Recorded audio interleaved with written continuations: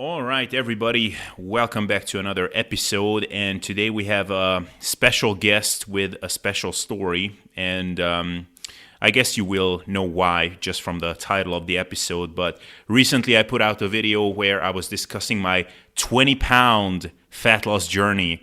And it actually did pretty well on YouTube. So how about a person who lost 200 pounds? Is that correct? That's correct, yeah. Yeah. So I have on Darko Botic. Am I saying your name right? No, you're not. You're saying it perfectly well, man. That's just flawless. Cool. Yeah, I'm assuming overseas, a lot of the times it's Darko Botic. It is. Yeah. So we have been in contact for a long time, and then we kind of got or lost touch a little bit, but now it's a cool opportunity for me to catch up on everything that's going on with you as well. So can you just give a brief overview of like what you're doing currently, and then the rest of the podcast will be what was going on with you before all of this? Sure thing, my friend. So it's, by the way, it's really nice to hear your voice. I gotta say to you, it seems like you maybe lost touch with me, but it seems to me like it's not reciprocated in any way, because I'm a huge fan of your work. I've been following you. I've been following all your interviews. I've been, just absorbing your content on YouTube, and I am absolutely. I know this sounds silly, but I am absolutely proud of you. We are peers. We kind of stemmed from a same place. We kind of started our careers approximately at the same time, and. I just want to congratulate you on all your success, my man. Oh, well, thanks so much, man. That's very, very kind of you to say. And yeah, man, I mean, that's two-way street, brother. It's pretty incredible. You know, when we met, quote unquote, online, so we did the Hanselman's personal training course together, the certification together. Mm-hmm. And I was not, like, I was familiar with your name within the course, but then I was not aware of the crazy journey that you had. And now seeing that you're having success as a coach and as a fitness professional, at the time, even when we were doing the course, you were actually going through some rough times and coming out of that, but then finding out what you came out of beforehand, it's pretty incredible. So, I mean, you've done amazingly well in this space. So congrats to you as well. Thank you, my man. Thank you. And, I got to sing praises to the company that I work for, MacroSync, because they just allow me to work with a high capacity of clients, to do what I love to do without any limitations, without ever requiring me to sacrifice or my integrity, or to jeopardize it in any way. So to be in a position where you can do absolutely what you always aspire to do is a wonderful, wonderful feeling. And considering the pandemic, considering how many people are, absolutely damaged by the pandemic, and financially and socially and psychologically, I cannot be just by humbled and grateful to be in a position where I'm thriving, Yeah, that's amazing. Yeah. So, I have seen you announce on Facebook. I hope I liked the post, but maybe I didn't, that you began working for Macros Inc., and that's pretty amazing. So this is where you are today, and now let's dig into your history a little bit. So now you're in a pretty good position, career-wise, but also in terms of your health. But that has not always been the case. So what, just to give people some idea, so you lost 200 pounds or more. How heavy were you at your heaviest? I was over 400 pounds, so I was over 180 kilos at that time. And the reason why I say that I lost 200 pounds is simply because it sounds cool. I think I lost more, but my initial goal was to kind of lose 100 kilos, just because 100 seemed pretty cool, and then I settled on 200 pounds. So I just kind of decided to go that route. But I was over 180 kilos in the beginning of 2010. So I want to say that my first weigh-in was, I want to say, February of 2010, and I was weighed in a clinic in Croatia for obesity. Actually, it was a clinic that specialized for pregnant women, and also there were a lot of registered dietitians there. So I went there. They specialized in obesity as well. So that was my kind of first weighing. And at that point, I just realized I was over 180 pounds, which is one of the most impactful moments of my entire life, something that I will never forget. Right. So let's talk a bit about how you got to that point in the first place. So yeah, man, how did that happen? I'm sure you didn't just wake up one day. So I'm sure there was some journey leading you to get that heavy in the first place. Oh yeah, absolutely, man, absolutely. It's kind of silly to say this, and I hate repeating this every time I have an interview, every time I have a conversation to repeat this. It's like I'm glorifying my own struggles, but I think for me, it all started from like early childhood.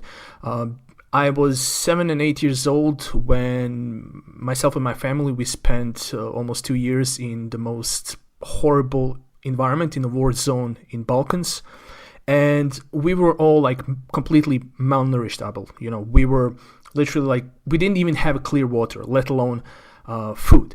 So when we escaped the war zone, that's where I remember first time really having what I know now are just like your typical binge eating syndrome consequences, So I would like steal food. I would hide food. I was almost like subconsciously preparing for another war or something like that, because I do remember at that point when we escaped the war zone, like I was overwhelmed with the abundance of food and sweets and things that I didn't taste for like 2 years.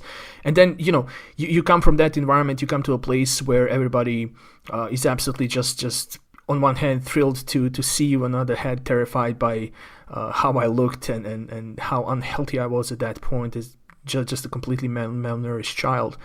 So everybody was just like giving me sweets and chocolate and stuff like that. So I could not stop eating. And I do remember actually stealing food from my own household, not from actual stores, but stealing from my own household and hiding it, behind bed, underneath bed, in like lockers and stuff like that. And I would like hide in my own room, or I would wake up in the middle of the night and I would just like binge eat. And this was like, man, I'm not even exaggerating. I was like maybe like 8-9 years old at the time. And that's kind of when it all started for me. Throughout my entire childhood, primary school, high school, I was always the fattest kid in the class. I was always struggling with weight management. I always struggled with self-control. I always struggle with any kind of actually control when food comes to mind. And yeah, man, like my entire life, I want to say over 2 decades, was pretty much enwrapped in obesity, and it was a huge part of my identity as well. Wow. So as you were getting to that point, so these binge eating tendencies started, and I think the way you explained it, I think everybody can understand why. On this podcast, one kind of theme that I like to repeat commonly is people have this very simplistic idea about obesity and how people get there. And often it comes down to, well, they are too indulgent. And I always say, like, look, I don't know the history of all of these people, but one thing I know for sure is, like, I haven't been to the point where I would have been classified as, morbidly obese. Like my heaviest, so I think you're 6'1", right? Like 185 centimeters. So I'm like an inch shorter than you. The heaviest I was maybe approaching like 100 kilos, but so definitely not 200 or 180 kilos. But even then, I knew how bad I felt about myself and how bad my body image was. And for me to maintain that condition and to get there in the first place, like some rough shit had to go on in my life for me to put up with that, because I was disliking that state so much.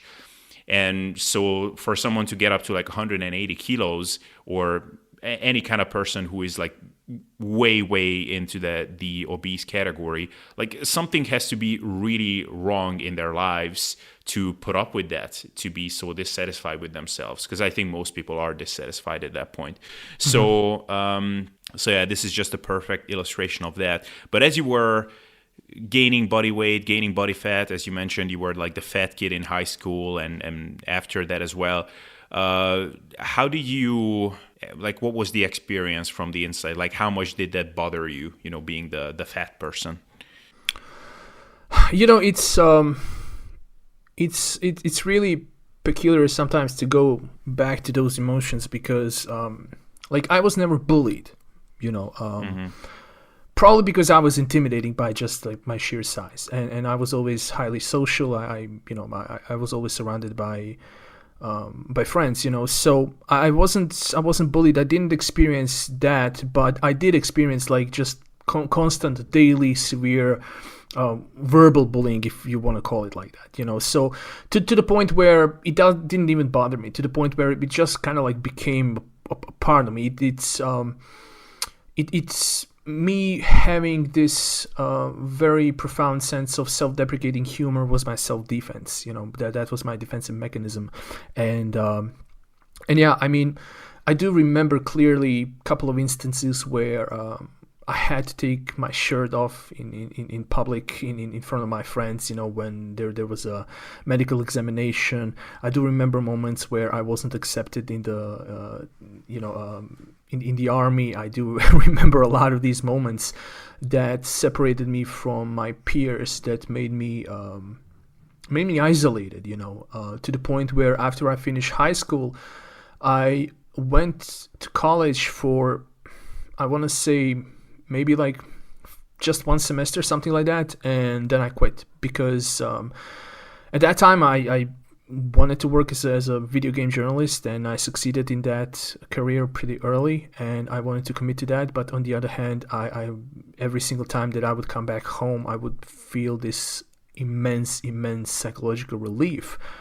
that was sometimes emotionally really impactful. When I come back home from college or anywhere outside, like I would just feel this relief because I don't have to be tense anymore. I don't have to slouch forward so that my shirt can fall over my man boobs and my stomach, And I hated the fact that I could not even look at myself in my own reflection in the mirror.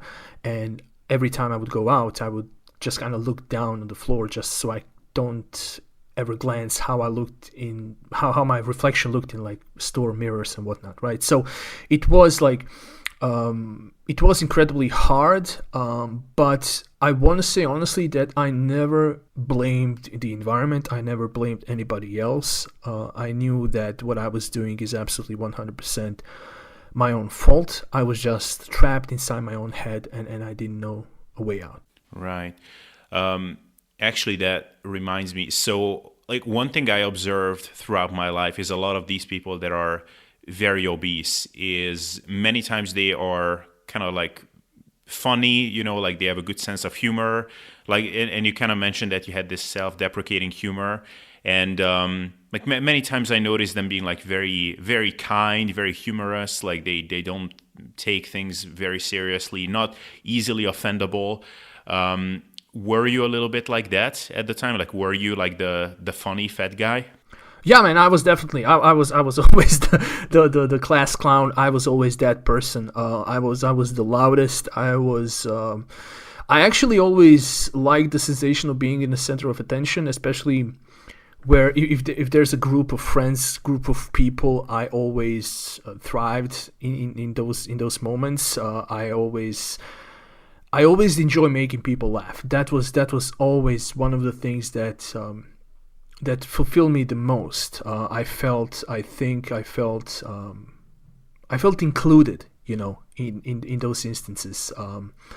But then again, if you're going to go through that psychological description, I was also a sad clown. I was 100% aware that all that laughter and it wasn't just laughing with me, it was also laughing at me from the perspective of other people, of course. And I would get back home and I would realize that I'm alone. At that point, like, I considered that I had a lot of friends. I had a lot of acquaintances. I had a lot of like schoolmates, and then it's after I finished high school and after I quit college, it was just me. I was completely alone, and again, it's not like people didn't want me or wanted to hang around with me.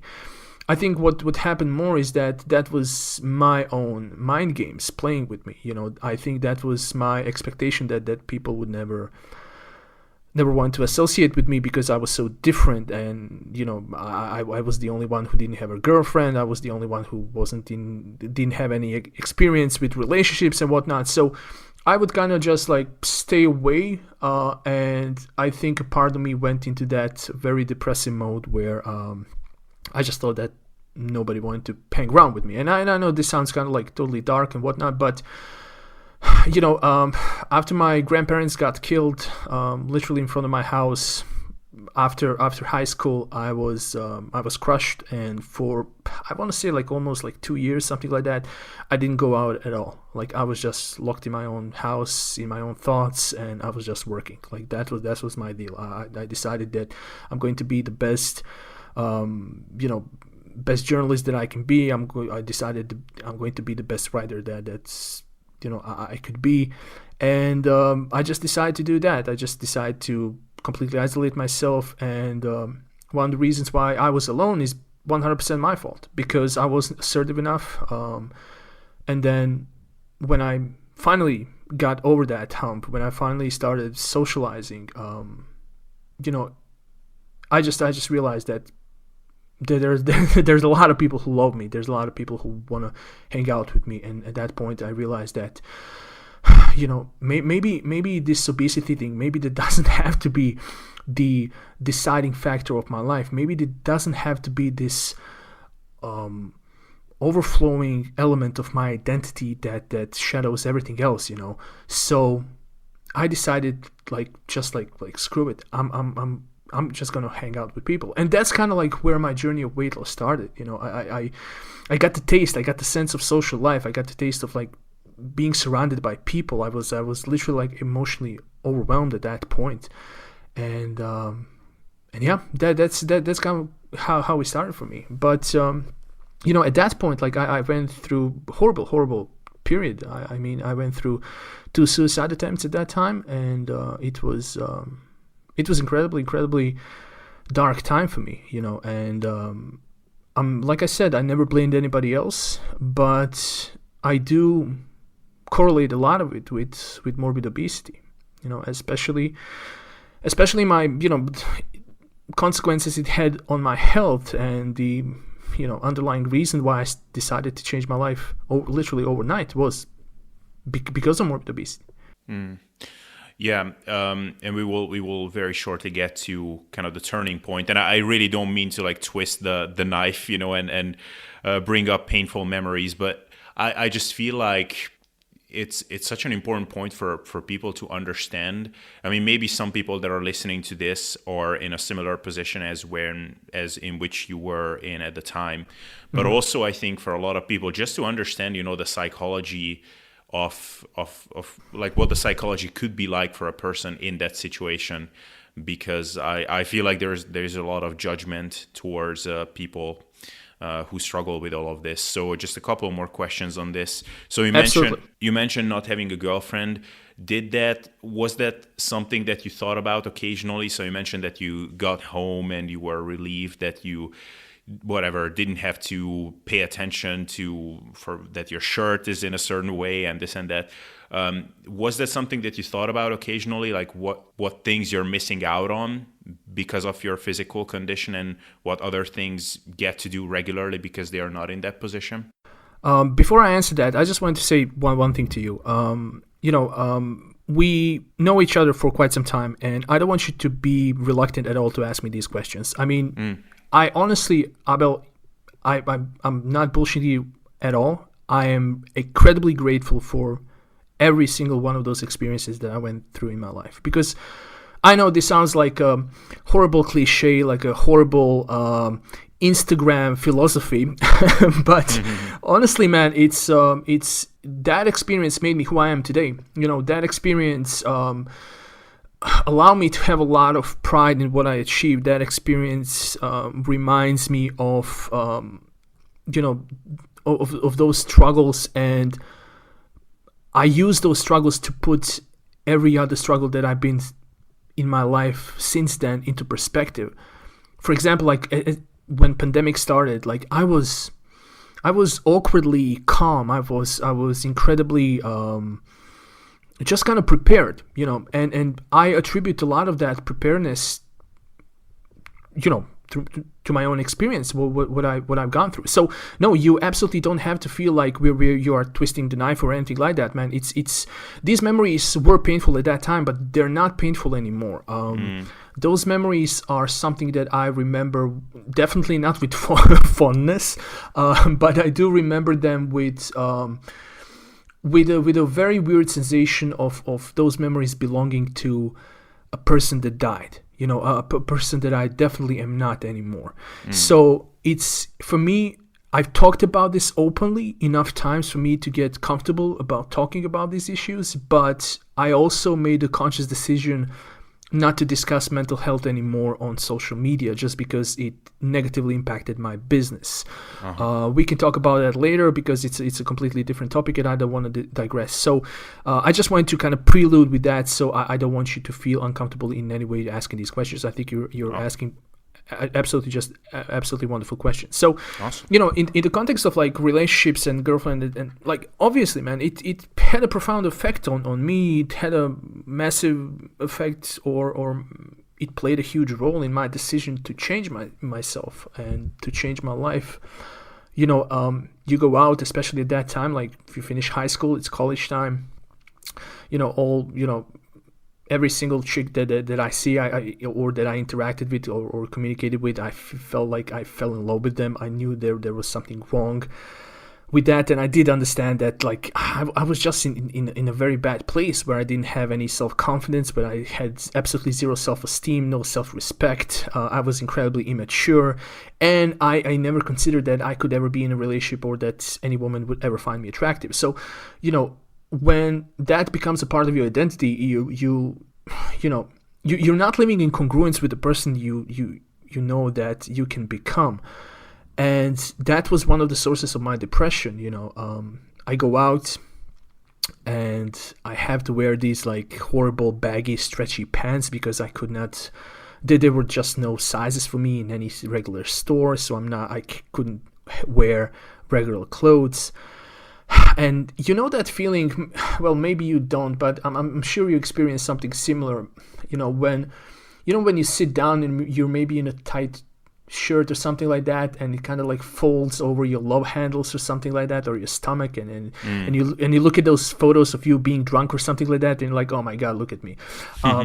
So I was like perpetually in that state where I was like just super self-conscious, constantly kind of like trying to fold t-shirts and clothes over my curves that I didn't want to have curves in those parts of my body, and I was it's every single time I went out, it was a challenge. It was almost like a completely new social experiment for me. Every time I go out, I'm having these these dialogues in my mind, like how am I going to interact with this person, how am I going to communicate with that person, what am I going to do, what am I going to say, have I prepared any jokes to make people laugh when I feel uncomfortable, like are there any moments where I could just like find reasons to get away from people or anything like that. So all of these thoughts like constantly running through my head, me constantly trying to feel comfortable, and I there was like no chance in hell that I could ever be able to do so. So I'm like extremely uncomfortable. So I was in a very, very bad spot, and a lot of times it just felt like I'm putting out a performance for people just so that I could be accepted. And a lot of that, man, it just happened in my head. A lot of that stemmed from just like, you know how it is, man. Like you go to the gym and you think everybody's looking at you. And nobody gives a damn. Like, absolutely nobody. Like, everybody's concerned with themselves. And at that point, I didn't know that. At that point, I was just, I would look at myself, then I would look at somebody else, and then I would realize I'm just like completely different than this person. So like, how in the hell would any attractive woman or any attractive girl at that point, like how could any of them find me attractive or interested in me or in any way? I was the guy who was always friend zoned and whatnot, right? So I kind of just grew tired of that, man. So when I tell you that I felt relief, like literally just like massive burden would fall down off my shoulders every time I would get back home. And at one point I just couldn't deal with it anymore. At one point I just consciously decided like screw this, I'm just gonna stay home. So what happened then? You stopped going to work and you stayed home, or how did that look like? Well, interestingly enough, even at that time I was working online. I was working as a video game journalist. I had a disproportionately better income than any of my peers. I was in a really good place. I could support my family. I could, I could just buy myself anything that I wanted at that time. So I was in a good place, and I was in an ideal place to just become a hermit, to just never go out, So I wasn't working at that time anywhere where it demanded like my physical presence, which was really, really convenient for me to make that decision. And I just quit college at that point. Wow. Okay. And so did you, before you actually, so we'll get to the turning point soon, and what was a pretty significant event which made the decision easier for you to make the change. But before that, when you were in that state, did you ever think about like, man, I should do something about it? Or did you think about the future of what's going to happen if you don't make a change? Like this, did that ever cross your mind?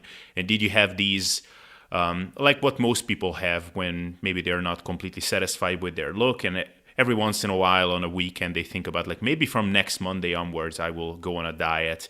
Did you ever have that throughout that whole time? Yeah, man, absolutely. There's nothing really unique about that aspect of my story. I did try everything. What's kind of funny for me right now is listening and observing all these debates about carnivore diets, because that was one of the diets that I tried like I think during high school or maybe a few years later or something like that. I can't remember exactly, but I do remember like just going towards the route of doing something extreme. And it always stemmed from a place of hating myself into change, or at least trying to, and also punishing myself. The fact that I think going back through it, and like this is not me just thinking on spot, this is actually what I gave a lot of thought to. I grew up without a father. He died when I was 3 years old, and I always found myself to be, to have that masculinity aspect of my life always kind of being a missing part of my identity, So I always thought that the only way for me to feel masculine in any way is to just punish myself and like stop eating and try to find ways to pummel myself down to earth, like whatever I could do, like just talk to myself in a most harsh way humanly imaginable. That was me. I was that person. And as you know, I mean, you work with people as well. You know that aspect of hate can sometimes be a good thing because it can initiate change, but it's not sustainable. It cannot be the reason. It cannot be your why. And all the time I thought that was the only way for me to do it. And at some point I would just break, man. And at some point I would just say like fuck this. I'm just gonna keep overeating, and food was my only coping mechanism at that time. So yeah, absolutely, man. I tried absolutely everything. I procrastinated always. There's always the next day. There's always the next Monday type of a thing. You're absolutely right with that. There's that aspect of my story is pretty typical. And was that something that was kind of always in the back of your mind, the whole next day, next week aspect, or was there a point where you just said, you know what, let's face it, this is not gonna happen. I'm just gonna be the fat guy. Maybe I'm gonna whatever. I don't even know if you are familiar with these concepts of like, this can cause diabetes or this can cause heart problems or whatever. But whatever the consequences may be, food is always there for me. Eating is fun. And yeah, I'm paying some price for it in my life, socially and whatnot, but I'm just going to do this. So was there a moment of giving in, or it was kind of always like cyclically coming back, the idea that you should make a change? It's kind of both, because procrastination and just convincing myself that there's always time, it got me to a place where there was no more time.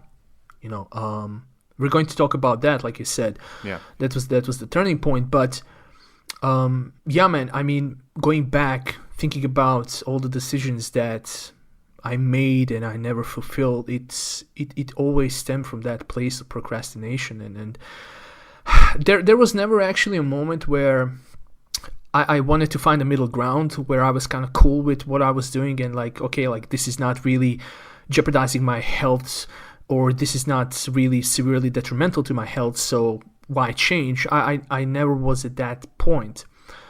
But I got to a point where every single doctor and nurse at ER and at the local hospital knew me because I was such a frequent visitor. Because I had a lot of these like anxiety or panic attacks, I can't really tell what it was because I was never diagnosed. I never sought help at that particular point.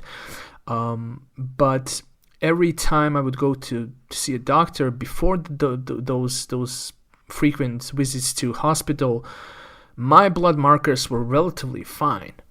So every time I would go out every time I would go to see a doctor when I needed to get my blood done, I would get really decent test results. So I always use that kind of like confirmation that I can be relatively healthy and keep doing what I was doing. Like there were moments like that, but it was never like a conscious decision where I was like, okay, like I'm okay where I am. I'm not going to die out of this. It is perfectly fine. It was always my thought, like, okay, like there's time. I don't feel ready right now, but there's time. I know I need to change, but there's time. Until clocks stop ticking, And when I started going to, almost like at one point, man, I promise you, I'm not exaggerating. At one point, I was like, I had a streak of like 4 or 5 days in a row where I would go to ER. I would like overeat. I would get these horrible panic attacks that stem from just like pure physical pain, where I couldn't breathe. I would end up at the hospital or at ER. They would give me a shitload of medicine. I would come back to my senses, and I would promise them that this will never happen.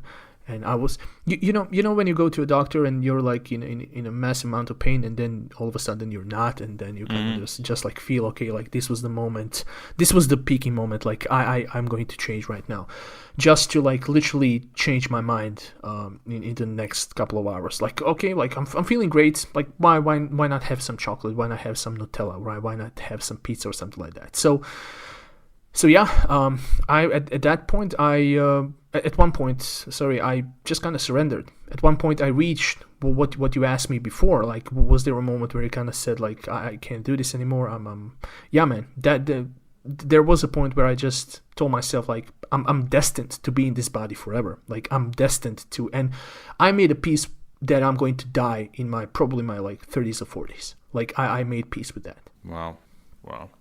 Yeah, I mean, it's incredible. This whole concept, and it's amazing that you're sharing this, because like this is exactly what I've been trying to get across on a few podcasts, that like, look, it's one thing that for some people just not looking the way they want is not enough motivation to make a change. And but I've actually had some like relatively close people to me who were not quite at that point maybe, but they were definitely told by their doctors that like, look, like you have to lose weight like yesterday, other like your health is in the shitter, and they are just not able to make that change. And it's not out of laziness or whatever. Like food and getting into that habit and into that lifestyle is very, very powerful. Breaking away from that is not easy. Weight loss period is not easy, but especially when you've been, you're used to living that way. I mean, it's incredibly hard, but we will get to that in a second. The last kind of tough question I want to ask about that period before we get to the turning point is, I'm sure a lot of people are wondering, and I'm wondering as well, like how did a day of eating look like in your life at that time, or how was it like a linear thing? Like most days looked the same? Was it happening in streaks where there were like crazy overeating periods and like more moderate periods? Like how should we imagine this? Imagine it as 10,000 calorie challenge videos on YouTube. That's how you should imagine it. Where 90% of food was incredibly nutrient poor. It was just me eating on junk food. It was me eating. If I'm not mistaken, I know that you either visited Croatia or Serbia, and you know what kind of food is available in like bakeries and stuff like that. So that was it's good stuff. It's good stuff until it kills you. And I didn't know this at the time. I didn't even know this when I started initially tracking my macros and tracking my calories. But later on, when I was being just curious about these like 10,000 calorie challenges and stuff like that, to me, dude, like that doesn't really seem really far from what I was eating almost daily. Now, when I say almost daily, I'm not saying that I consistently ate 10,000 calories. I was eating incredibly high calorie dense food that was low in nutrient quality, and occasionally I would go beyond that 10,000 calorie mark 100%. Looking back, of course, like I said, I didn't track at the time, so I cannot give you an idea, but I'm going to give you kind of like a brief insight into my schedule back then. So I would fall asleep around maybe like 3-4 a.m. I would wake up noon, 1 p.m., something like that. I would immediately go down and started like literally like gorging myself. It would be, sometimes it could be even, maybe like 600, 750 grams of bread with some like liver pate. I'm sure you know that's very, very famous where I come from, especially like stemming from not having any money and being poor. Not necessarily at that time, but that was kind of like the go-to food. So I kind of grew up on that food and I loved it. And it's hundreds and hundreds of calories of carbs and fats. As soon as I would wake up, I would wash that down with like maybe like a half a liter of chocolate milk or something like that. I generally did not know how to regulate my hunger. The only way I could sense satiety is if I'm literally like physically sick. I know this image of me just gorging myself can be disturbing to some people, but to me at that point it was never like, I never saw myself like what you would see in those horrible, usually American documentaries about like morbidly obese people over 600 pounds just like gorging themselves consistently. I never saw myself at that point, but there were instances, man, where I would just completely lose control to the point where I didn't even realize how much I ate until hours later, So that would be like my first meal, and honestly I didn't have a meal schedule. I would just continue grazing and snacking on sweets. I would drink a lot of Coke. Again, nothing really unique about that aspect of my story. Come evening, I would again gorge myself, and sometimes I would go to bed, read a book, and literally like while trying to fall asleep, I would eat on something. It was on some days it was that bad. Wow. Okay. Yeah. And it's like so the crazy thing is that I basically did most of that just on a smaller scale. So I said this many times, like even though I was never morbidly obese. Probably I could have been. Probably I was obese. I mean, I'm always forgetting the technical definitions, but I think like over 25% body fat, you're considered to be obese technically, or over a certain BMI. So I'm pretty sure that I was technically obese, but obviously didn't get to that point. But I would say that the only difference between your story and mine is that I just stopped a little bit sooner, you know. But I was on the same trajectory a few times, so that's why I like. It's not like what you're describing is not like crazy. Like, oh my God, how can someone do that? Like, yeah, like what you're saying about lying in bed and like still eating and whatever.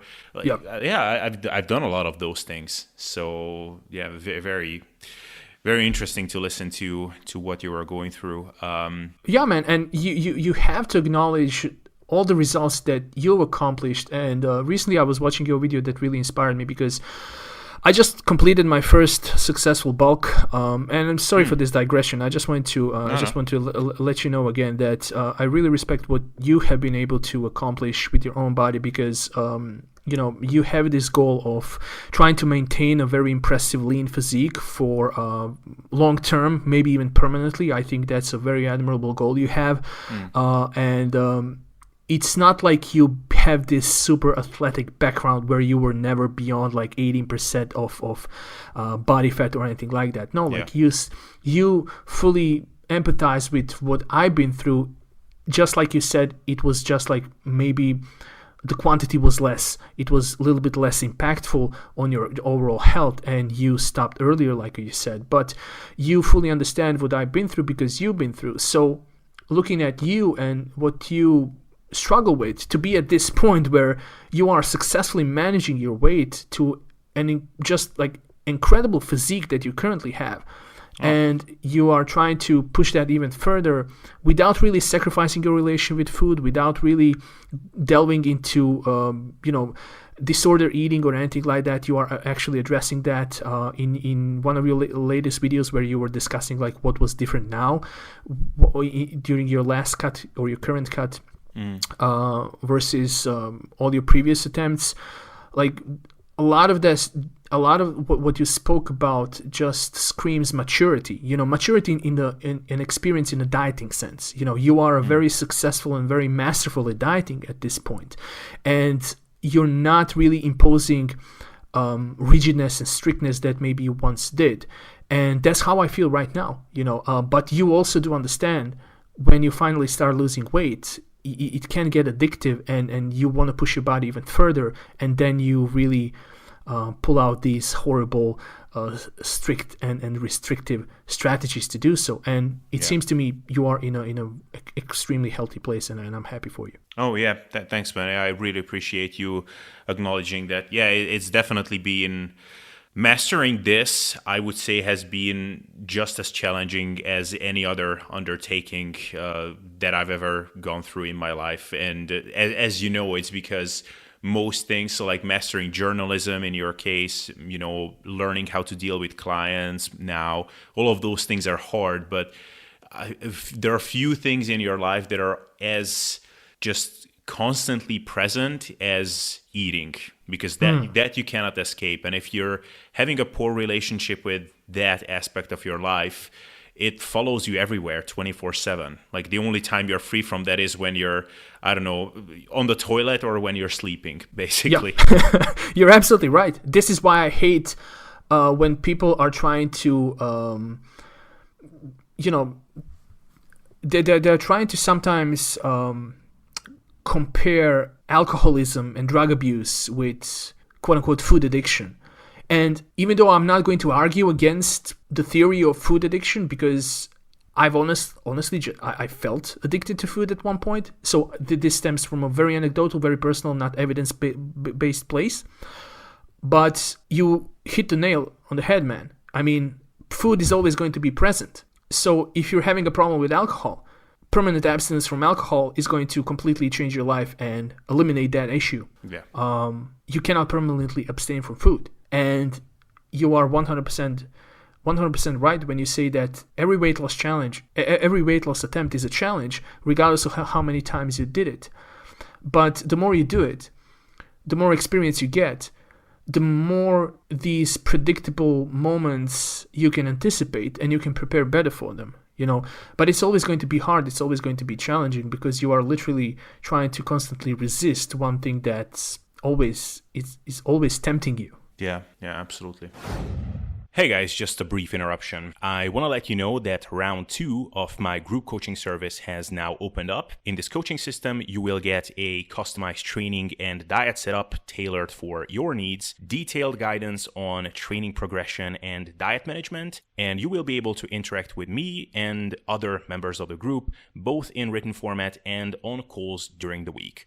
And for a limited time now, you can hop on a call with me and we can talk over your goals and see if you are a good fit for this. So if this sounds interesting to you, then check the link in the video or show description below and you can book a call with me. But if you would rather just send an email, you can also do that. Also check out the show description for that.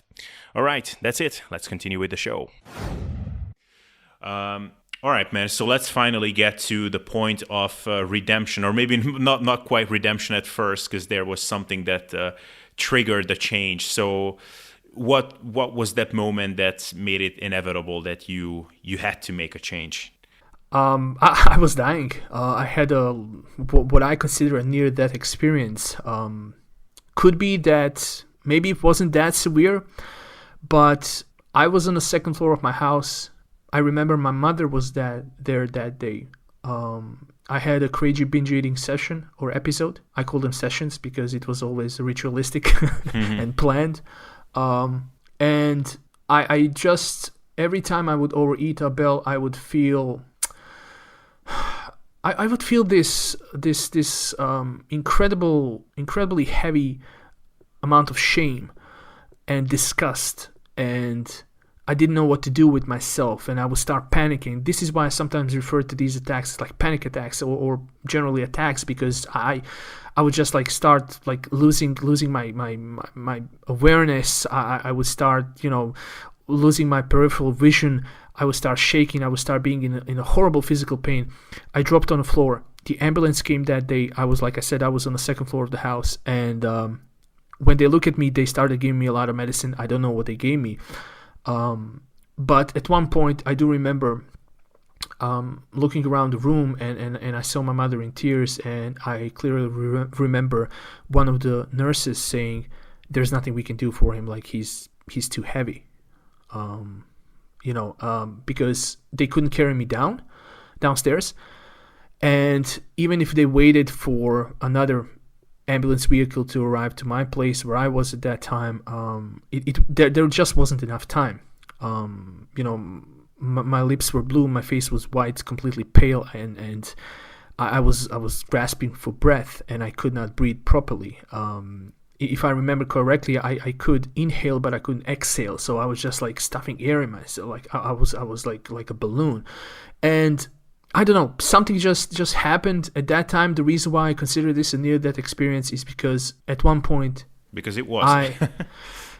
Yeah, but at one point, man, I smiled. I remember clearly smiling and finally getting what I always wanted to at that point, which is to just end my life. And I felt incredible,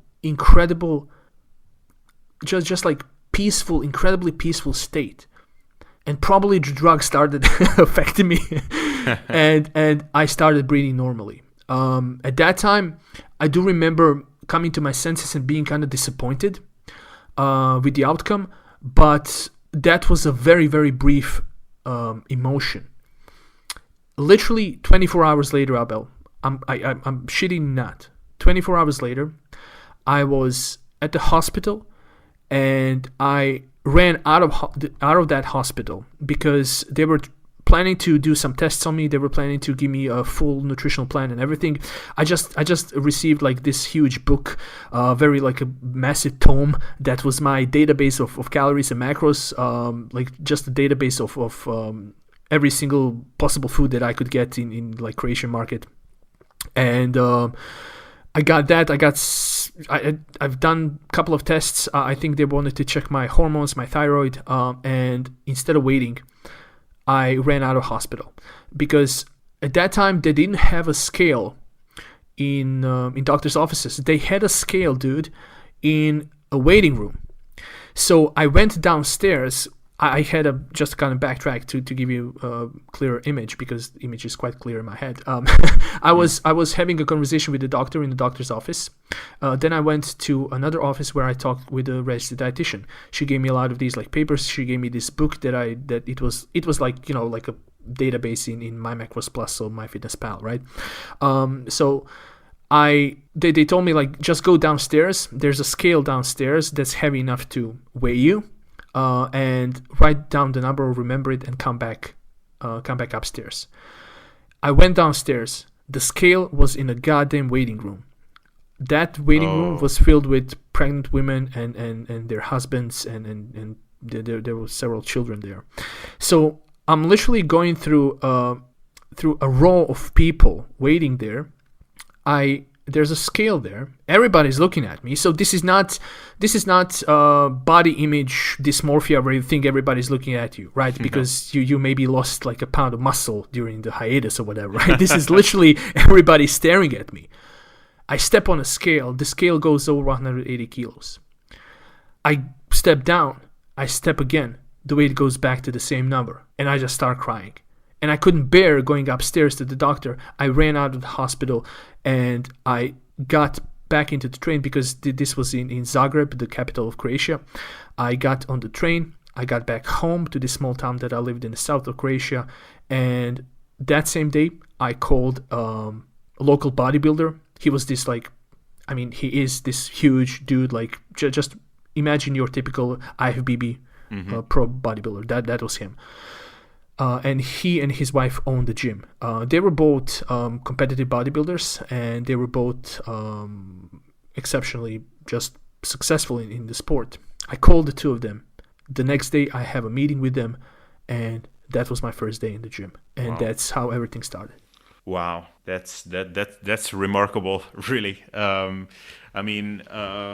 So it seems like there wasn't any kind of contemplation period where, okay, like you were thinking about, okay, can I do this? How should I do this? No, it's like the calling was immediate and there was like no return.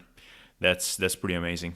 Have you ever got a client who was like, look, Abel, you are the expert and I don't want any autonomy. I just want you to tell me what to do, A, B, and C, and I'm going to do it.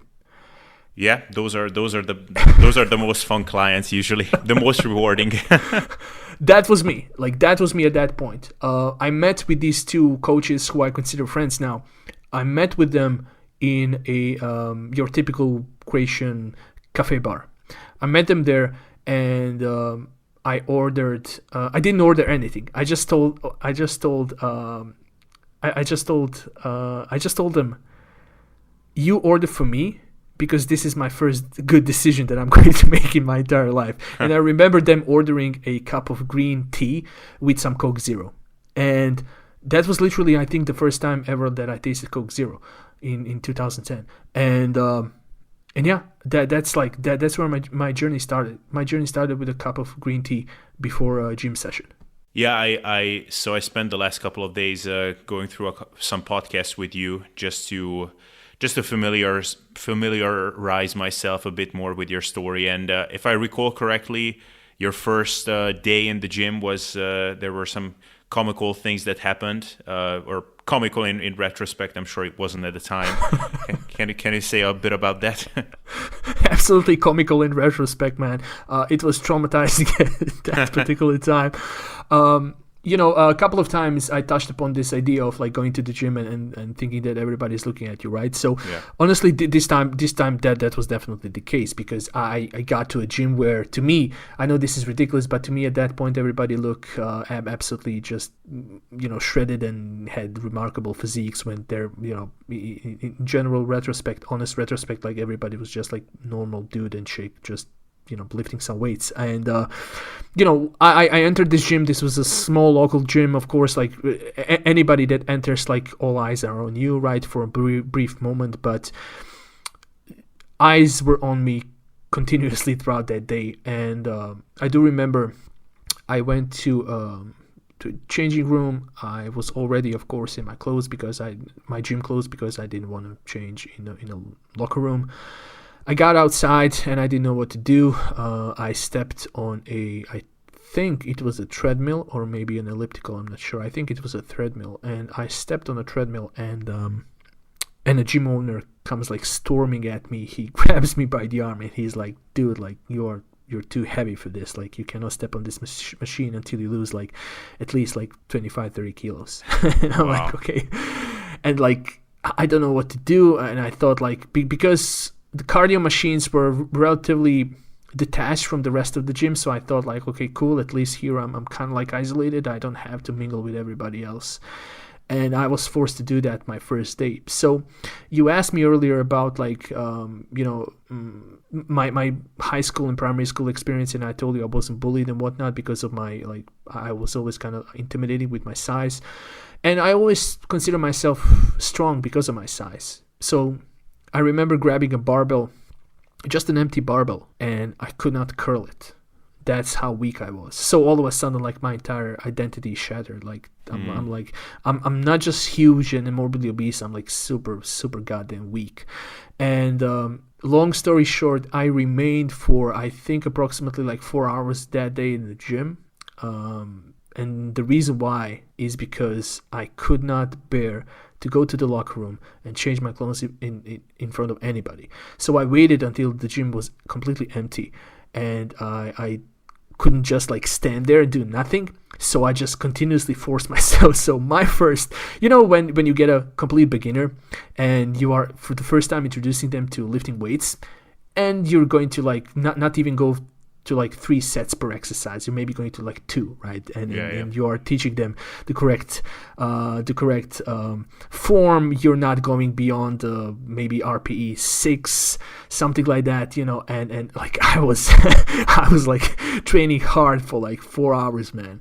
I am soaking sweat. I get to a locker room because it was empty. I changed my clothes really hurriedly, rapidly, and I thought at that moment I will never ever go back to the gym until I lose significant amount of weight. So I didn't surrender completely. I just decided, no way, I'm not coming back.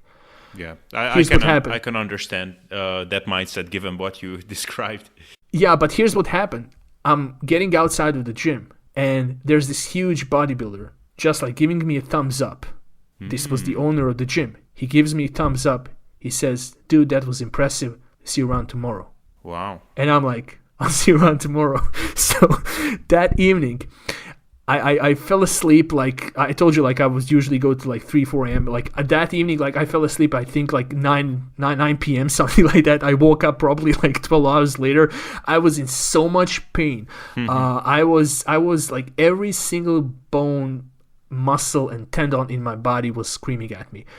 I don't know how, man, but I forced myself and I got back to that gym. And the rest is absolutely history. So very long story short, I kid you not, in the following, I want to say 2 to 3 years, I haven't skipped a single planned workout.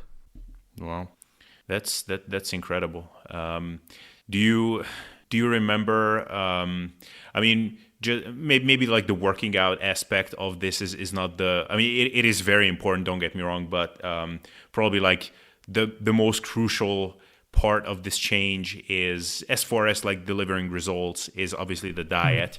But I'm curious, and by the way, I also just want to acknowledge, so the experience you described in your first day in the gym, like again, it hits home so much because like I can remember the first couple of days of my life in the gym, and at the time I was not like super fat or super heavy. Like there wasn't anything remarkable about me. I was just like a younger guy who wanted to build some muscle, looked like just a totally normal dude. But even then, like the first day in the gym was kind of intimidating.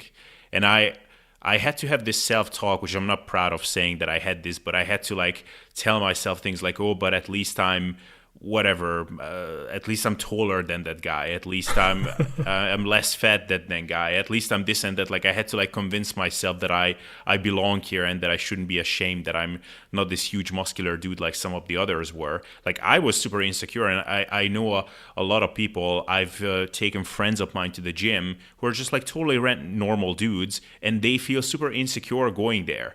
So for you, like going there as a 180 kilo guy, having that first experience in the first minute that the owner storms at like out of his office and grabs you off the treadmill, that like, dude, you're so heavy, like holy shit. And for you to then be able to go back there the next day and just like, I can just imagine how you must have felt when all of those things happened. It's just crazy listening to it, you know? Yeah, man, I just wanted to get the hell out of there, but Yeah. I couldn't. You know, I just like the promise that I made for myself, like you said, there was no zero pondering, zero contemplation. Like I just wanted to storm out of that hospital and made a firm decision. This is it. Like this is it. Like my life starts now. The person I am, the person I was, like died. This is the new me. I heard an excellent philosophy. I'm probably going to butcher this, but it goes something like, we have two lives, and the second one begins when you realize you only have one. And that was kind of for me as well. You know, at that point I just realized, dude, like, what are you doing here? Why when the decision for me to be dead before I reach year 40, like when did that became acceptable to me? Like, this is not me. And yeah, that was the attitude during those 4 hours at the gym.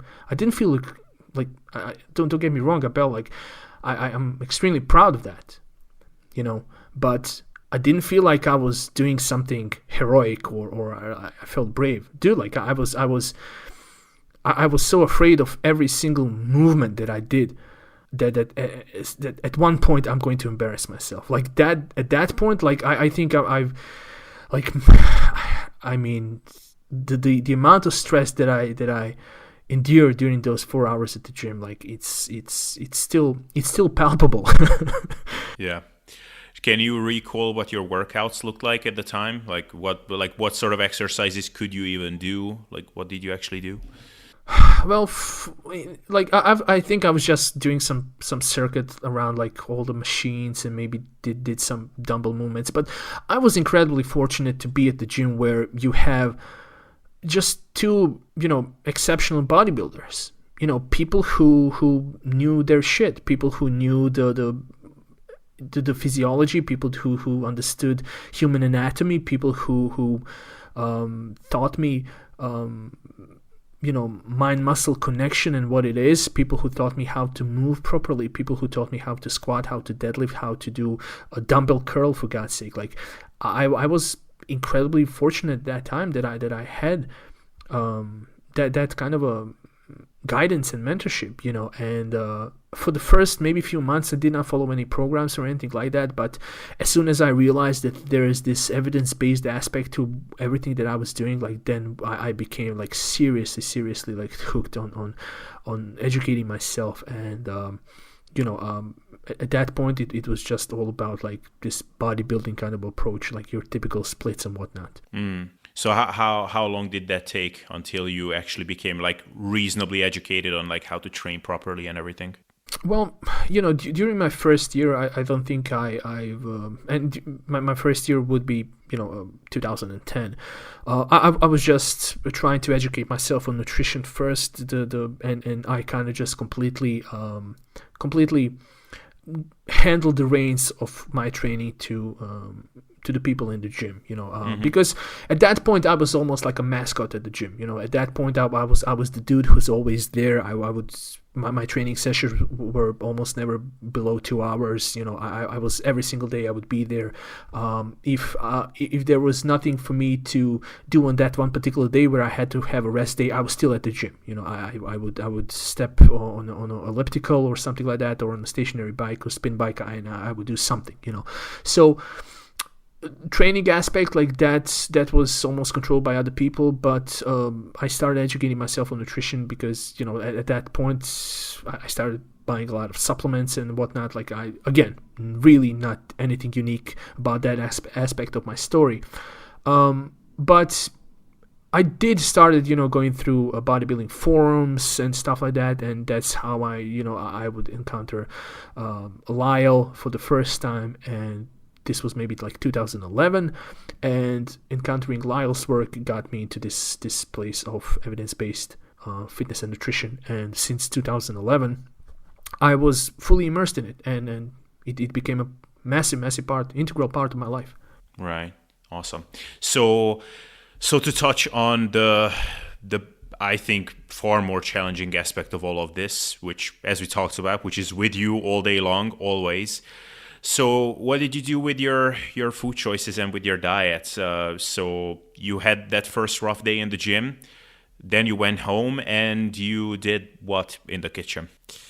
When I talk about this, a part of me is afraid that I'm not getting things wrong until my mom just a couple of years ago found notes that I was taking. So when people ask me this very same question, my friend, my typical response would be, I went from 8,000 calories a day to 800 calories a day, and I always thought like, am I maybe exaggerating this? Because whenever you are trying to remember something from your past, like you might go into this like heroic state of mind from a psychological standpoint, and maybe I'm always reluctant.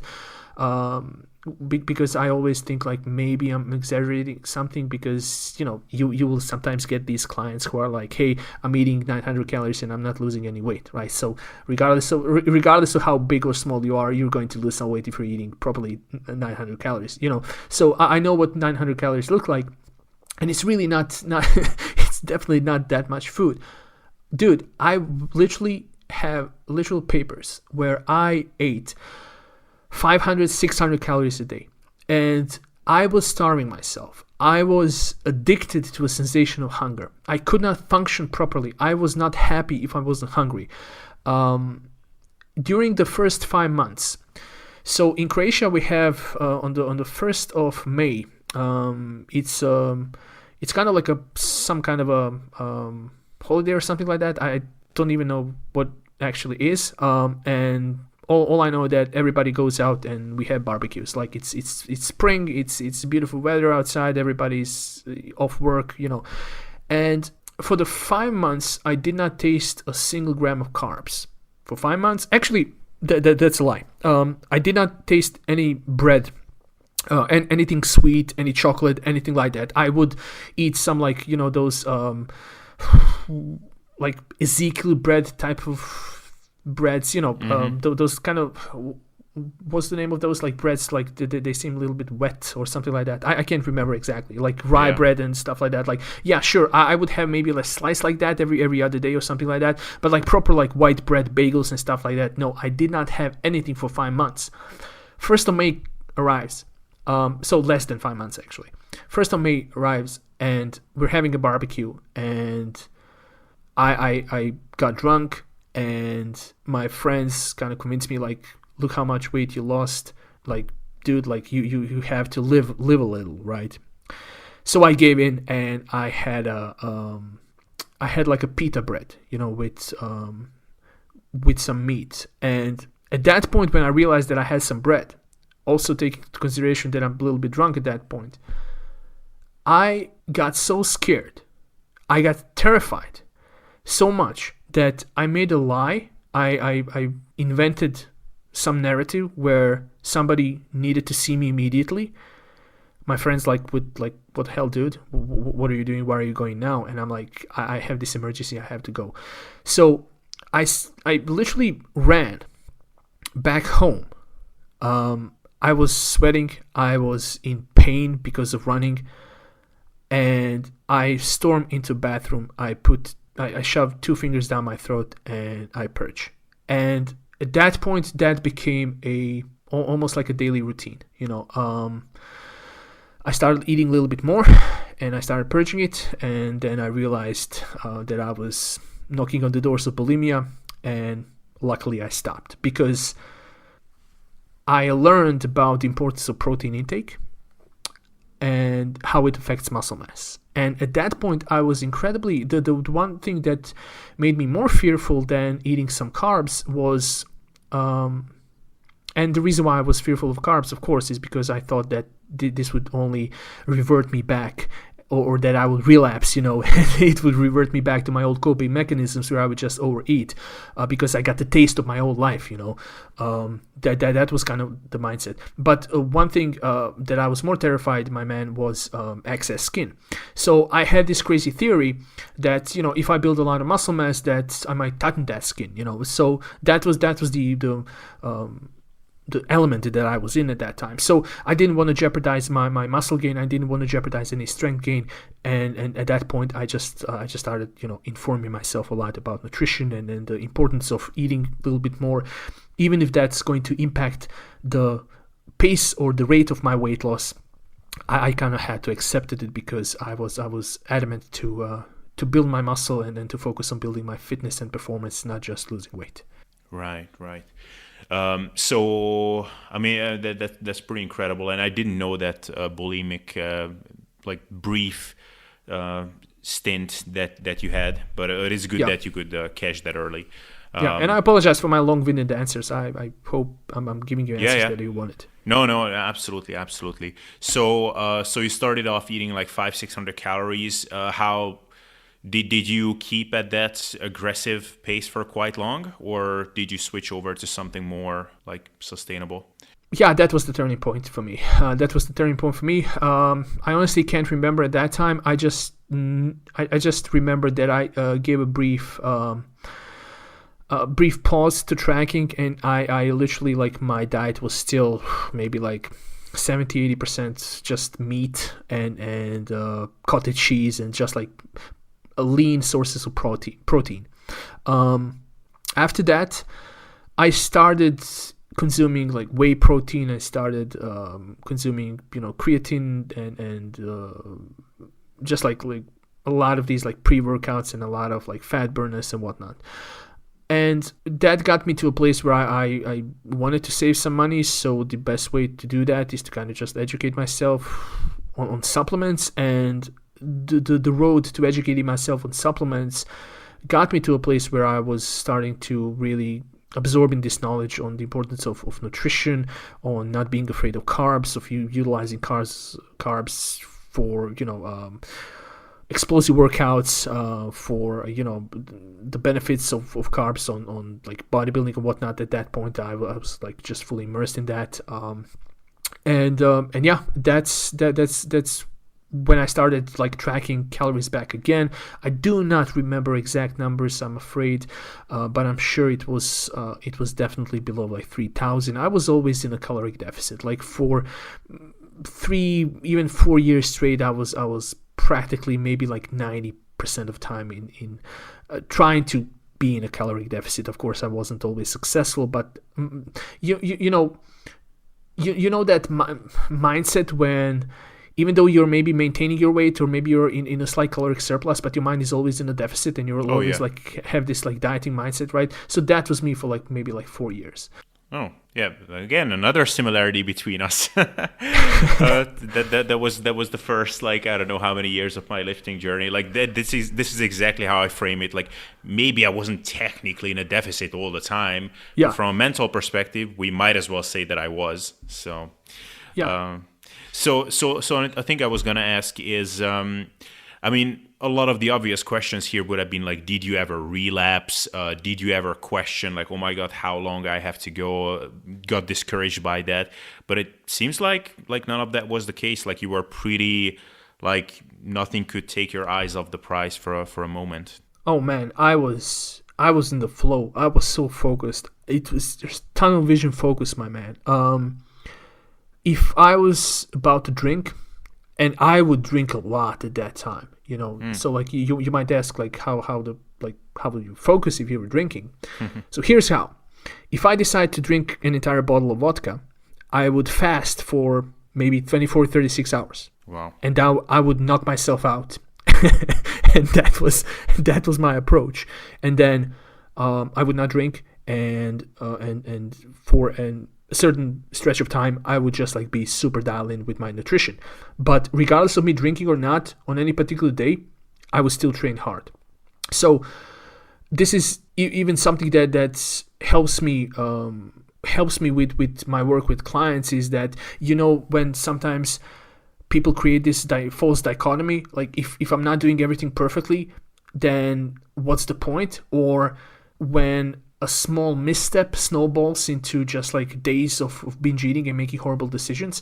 So I was never in that particular mindset, because I always had the gym and building muscle as kind of like the thing that hold me tied to my goals. So I was always tunnel vision focused because of that, because of the gym. Like the gym always held me accountable. Even if I would do like crazy amounts of recreational drugs and alcohol and just go crazy and partying, I would still be like incredibly, I know this sounds almost ridiculous, but even in those instances, I would not eat.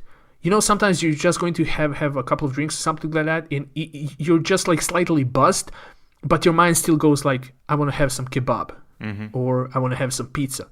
I was never at that place, man. Like I would drink and I would get high, but I would never eat. Yeah. I mean, for a lot of people, this might sound very weird. But, just for some context, Darko is from Croatia. I'm from Hungary, and none of those cultures are too shy with things like alcohol. So I'm also kind of coming from that culture. And actually, the first time I got like very lean, like single-digit body fat, like I was drinking fairly generously at the time. Like every weekend, like at one point. Yeah, I think like basically the most that I worked myself up to was like a good like 0.75 liter bottle of vodka. Like that was like a standard portion of the nights. So I mean, I can sympathize, man. I never cheated on my diet during those events. Like I would kind of go to these parties like kind of hungry. It was actually beneficial in that regard because the alcohol hit even more. And then I got home and when everybody else was going to McDonald's and whatever, I just got home and I was eating my tuna and veggies and whatever. So yeah, it's pretty cool. So I mean, it's not cool, I'm not endorsing drinking here. It's just I know what you mean. The similarity between our stories are pretty cool. Yeah. So like, what was your rate of loss? I guess in the beginning it was much faster, but like so like, what was it in the beginning, and then as the weeks and months went by, can you recall that? Unfortunately, I never had any data. I didn't keep any data on it. I didn't keep any stats. I didn't even take any photos, because at that time, regardless of my success and everything, I was still that man child who was incredibly intimidated by everything, and I was still in a place where I was in my early 20s and I hated how I looked, to the point where if I would have a bit more sodium, or if my sodium intake would fluctuate and I would gain maybe a kilo or something like that, like just like pure water weight, I would be so disgusted with myself that I would refuse to hang out with friends and go out. Even at that point, that was like the complete source of happiness for me, just hanging out with a lot of people, because I missed so much that I just couldn't be alone anymore at that point, interestingly enough. So at that point, as I said, I was still that person, but I don't know how much weight I lost during the first year. I do know one thing, that during the first year, I bought myself my very own first pair of jeans and the very first belt I ever owned. That happened in that first year, in 2010. I want to say that the majority of the weight I lost was during 2010 and the first half of 2011. After that, I reduced the pace of weight loss, and it took me maybe until late 2013 to get to the point where I was the leanest, and that was literally before my wedding day. Wow. That's incredible. Yeah, maybe I should have just asked, like, how long was it before you could first get on that treadmill? I think it was. That's a good question. I think it was literally just maybe like 3 months, something like that, where I lost just like ridiculous amount of weight. I was losing approximately 10 kilos every like 40 days, something like that, maybe even a month. I don't know, like, but it was a crazy amount of weight. Now you might say that I needed a huge calorie deficit just from food. I had that, and I had just incredibly punishing physical activity regimen. Like I did like beach body exercises at home. I was running, I was doing sprints. Like if I didn't feel exhausted, Abel, at that point, I would literally go to bed, and I would feel such guilt that I would get out of my bed like after midnight, and I would get out and do some uphill sprints. Wow. And so imagine just this huge collision of just hours and hours of training every single day, and eating almost nothing. And yeah, so I literally would sometimes, like, I would wake up and there were like consecutive days where I would see 1 kilo less on my body. Did you almost feel like the hunger and the feeling of exhaustion was like almost like self-punishment, which felt good because like punishing yourself for what you did earlier? Or was it one of those like kind of one of these mental images, which sometimes I also like to play with, like, yeah, I'm feeling hungry, but this is like is the feeling of like fat cells burning, and that's just the feeling of that, like, or how was it in your head? I think what you described, I think that resonates with me profoundly. But honestly, my friend, I think that happened a little bit later. In the beginning, it was just like you said, it was just punishment. I told you earlier about my early insecurities about masculinity and whatnot. Like at that point, that was a huge part of my identity, being extremely hungry and just punishing myself, because I knew that regardless of any decision that I made up to that point in my life, and regardless of how much I consider myself to be a little bitch, nobody, not one single man from my family, from my friend circles, from any kind of relative or anybody who is a male could be able to endure what I did. And that gave me a lot of like confidence and boost, and I was like in a extremely just like a bad place, right? And everything that I'm telling you right now, it seems so ridiculous to me, but at that point, like, that was the source of my motivation, knowing that I'm doing something that not many real men are able to do, so that was kind of like my source of motivation. Yeah. I mean, yeah, I can sympathize with that in some ways, definitely. So a question is, how did your environment react to all of this, like good and bad? Because, I mean, you were going through something remarkable, obviously visually obvious to a lot of people. You were also changing your behaviors in many ways. So what was the reception from the positive and from the negative side? I had people who supported me. Those people are still people that I love with all of my heart. I also had people who would sabotage me, people who would make fun of me. Those people who are just trying to drag you down to their level because they feel inadequate about their own insecurities. Oh, yeah. And at that point, I was incredibly conscious of what other people think of me because I was so insecure and so desperate to have friends. But something clicked during maybe like 2011, something like that. Something clicked where I just started not giving a shit about anybody's thoughts, anybody's opinions of me. And I started deriving a lot of enjoyment and a lot of satisfaction from putting people on my shit list, from eliminating negative people out of my life. I promise you, this was way before it became this. What I'm telling you now became a social media mantra of 19, 20-year-old life coaches. This was actually how I approached my environment, and it was incredibly hard because at that point, I mean, even still, but especially at that point, environment where I grew up was extremely conservative, and any kind of oscillation from a status quo was deemed as weird, as awkward, as unnatural. And I just I just stopped giving a damn. And I felt this incredible liberation by surrounding myself with very few people, but with people who are still my best friends, people who were, on my wedding day, people who were beside me and who are still beside me, regardless of me changing countries 2 times in the last decade. Those people are still part of my daily life.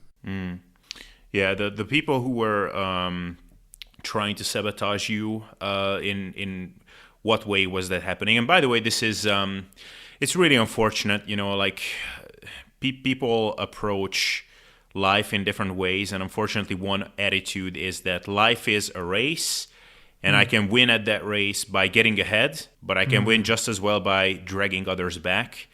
Yeah. And unfortunately, those are the people who will drag you back, and that's just a part of life. But how did if that you happen? allow it, and I was extremely conscious of never allowing that. It's hard to say like a specific. It's hard to give you like specific examples, but you would encounter people who would be like. Who would be telling me like, dude, like you looked like somebody just hang you up and dried you. Like look at how you look. Have you been looking at yourself in the mirror lately? Dude, like eat something. Go build some muscle. At that point, like that was still that was a pain. Like I'm pretty sure, dude, if maybe not to the extent, but if I told you, like, especially right now, when you build some impressive arm development, if somebody told you and told you like hey Abel, I think you should be working on your biceps a little bit more, I'm pretty sure that would made you think at least. It wouldn't maybe bother you, but that there's that little hit to our ego. But at that point, like that was, man, like gym was I adopted it as an integral part of my identity, and then all of a sudden like somebody would critique that, and like instances like those. I remember one particular example. I'm going to actually give you one example. So I'm walking down the street, I'm going to the gym, like I'm super pumped, the music in my ears, the just like shitload of pre-workout in in my body, and I'm going to the gym, and former high school colleague comes to me. He approaches me. He didn't see me in a few years. He's like just like super surprised that he saw me. And at that time, I was living in a very small town in Croatia, like maybe less than 10,000 people population, and like every secret is a public secret. Yeah, I'm sure you know what I mean. Yeah, and he approaches me. He grabs him by my sleeve. He rolls my sleeve up to my biceps, and I'm like, dude, like, what the fuck are you doing? And he's like, everybody's talking about you, like, and everybody's saying that you are using heroin. And I'm like, are you serious? Like he's like, yeah, man. And he wasn't even joking. Like he was like, yeah, man. Like everybody think you're using something, because everybody, like, whenever they see you, like you're like, you have this facial expression, like you're just looking at the middle distance. Like that was me. Funny thing is, that was me just preparing and hyping myself for the gym, and like just like this focus Abel that we talked about just a moment ago. Like so then I kind of realized maybe I should start paying attention how I behave in public. And yeah, but I had those instances where people like I didn't crave appraisal and acknowledgement from all the people, but it did. I was very, very conscious of other people being extremely negative for no reason whatsoever than to drag me down. And I actually cherish those moments, because those moments show me the true colors of people. And I'm still very much like that. I still like to cut people off. Not that I'm looking forward to it or anything like that. I just like filtering people and not wasting my time on people that don't deserve my time. Yeah, it's definitely an aspect of success of any kind that like there are multiple stages to this. One is, for example, in the case of weight loss, dieting, fitness related successes, you have to, for one, learn to accommodate other people and learn to live a healthy social life and not ruin it completely by your fitness goals, and you have to learn to manage that. Yeah. But eventually, at some point, when all else fails, you have to be have to be selective about the people that are around you, and there's just no other way around it. Like, if there are people who just constantly hold you back and don't have the right intentions even, I mean, man, like, you have to draw your conclusions. I agree 100%. Yeah. So you mentioned in the beginning that you never had a girlfriend, or I don't know if you actually never had a girlfriend, or just like very limited like experience on that front. But did that start changing as you started getting fit? Yeah, man, I was obsessed with two things at that particular point. I was obsessed to get myself to look as good as humanly possible, and I was obsessed with women. And I had this incredible, just like Hollywood movie like fortune that my very first serious relationship ended up being my wife. And wow. I hear a lot of these stories where, you know, people don't have any experiences with relationship and they kind of just like jump all in a relationship, and they just don't know any better. But for me, man, at that point, I built so much confidence and I built so much self-respect that I just couldn't imagine myself being in a relationship where there wasn't just like full mutual respect and support. And we started dating, and my life absolutely 100% changed at that point. And you know, all this, my fantasies about like me just like having fun and partying and just being like surrounded with women, all of that kind of just stopped.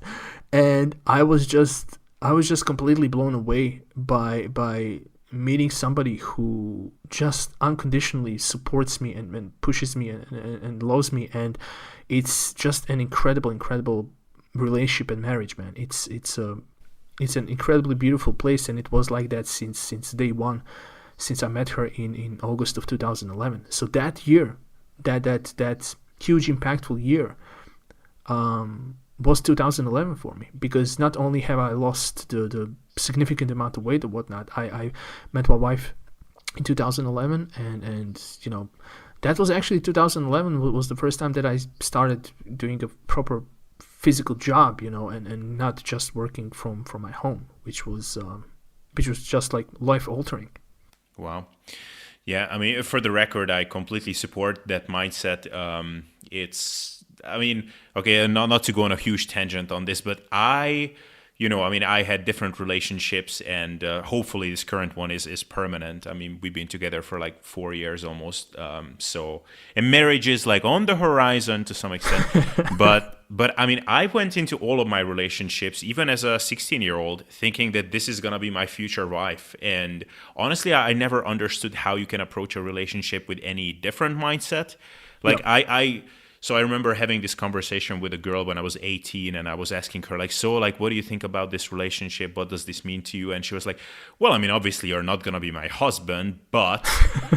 and like, in that moment, I was thinking, and I still think that, like, how can you be in a relationship that way? Like, at that point, you're just, like, fuck buddies, basically, which is cool if that's what you want to be, but that's not a relationship. Come on, like, with that mindset, you cannot be in it. But anyway, kind of a random tangent there.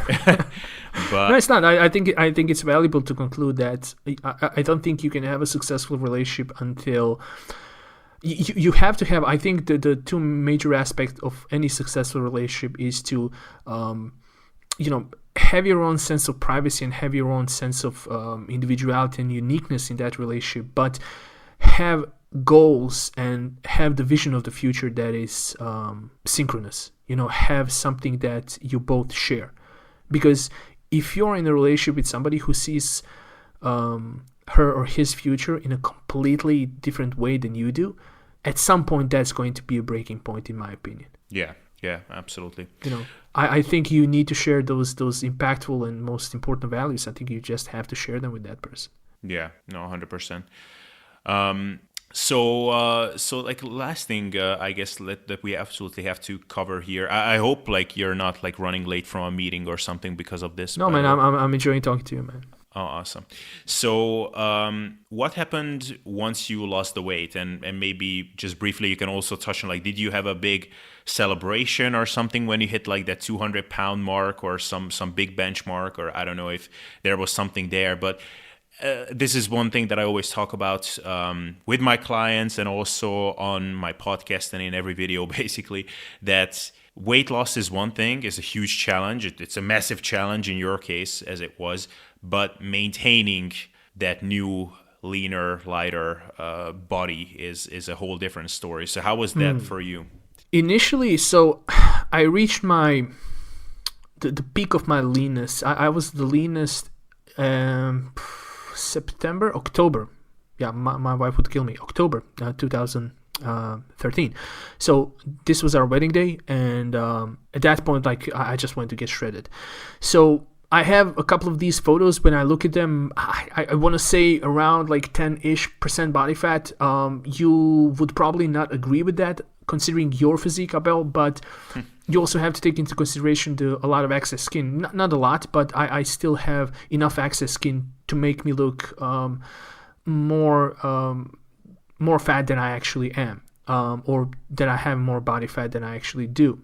So I kind of just like, I want to say I'm pretty sure I was below 15%. I want to say maybe around 10-ish, something like that. But I got to that place in a really, really bad way. I got to that place eating maybe 1,000 to 1,200 calories. It was for me. It was just a linear degradation of calorie intake. For me, it was just consistently reducing calorie intake until I could not bear it anymore. I was just like starving myself. I got to a point where, we got married, and we were planning to move. We actually executed on that plan to move to Sweden. So I cannot say that I successfully managed to, at that point, to successfully manage my weight loss. We changed our lives at that point. We sold everything we had. We quit our jobs, and we moved to Sweden with only money worth for like 3 months of paying rent. And during those 3 months, we needed to find jobs, or at least one of us. So you could imagine, my man, that my physique was not my priority. It was survival. So I just wanted to achieve that plan to just move from Croatia from a very bad financial and social situation. So I regained a lot of weight that year, so 2014. I think within the first maybe like 5 months, I think I regained maybe 40 kilos. But I quickly stopped, and I started losing weight again. And again, I was doing that aggressively, in a way that really wasn't challenging at all. I've lost that weight relatively easy. I was in a really good place. I was in a completely new country. I was thriving in every aspect of my life.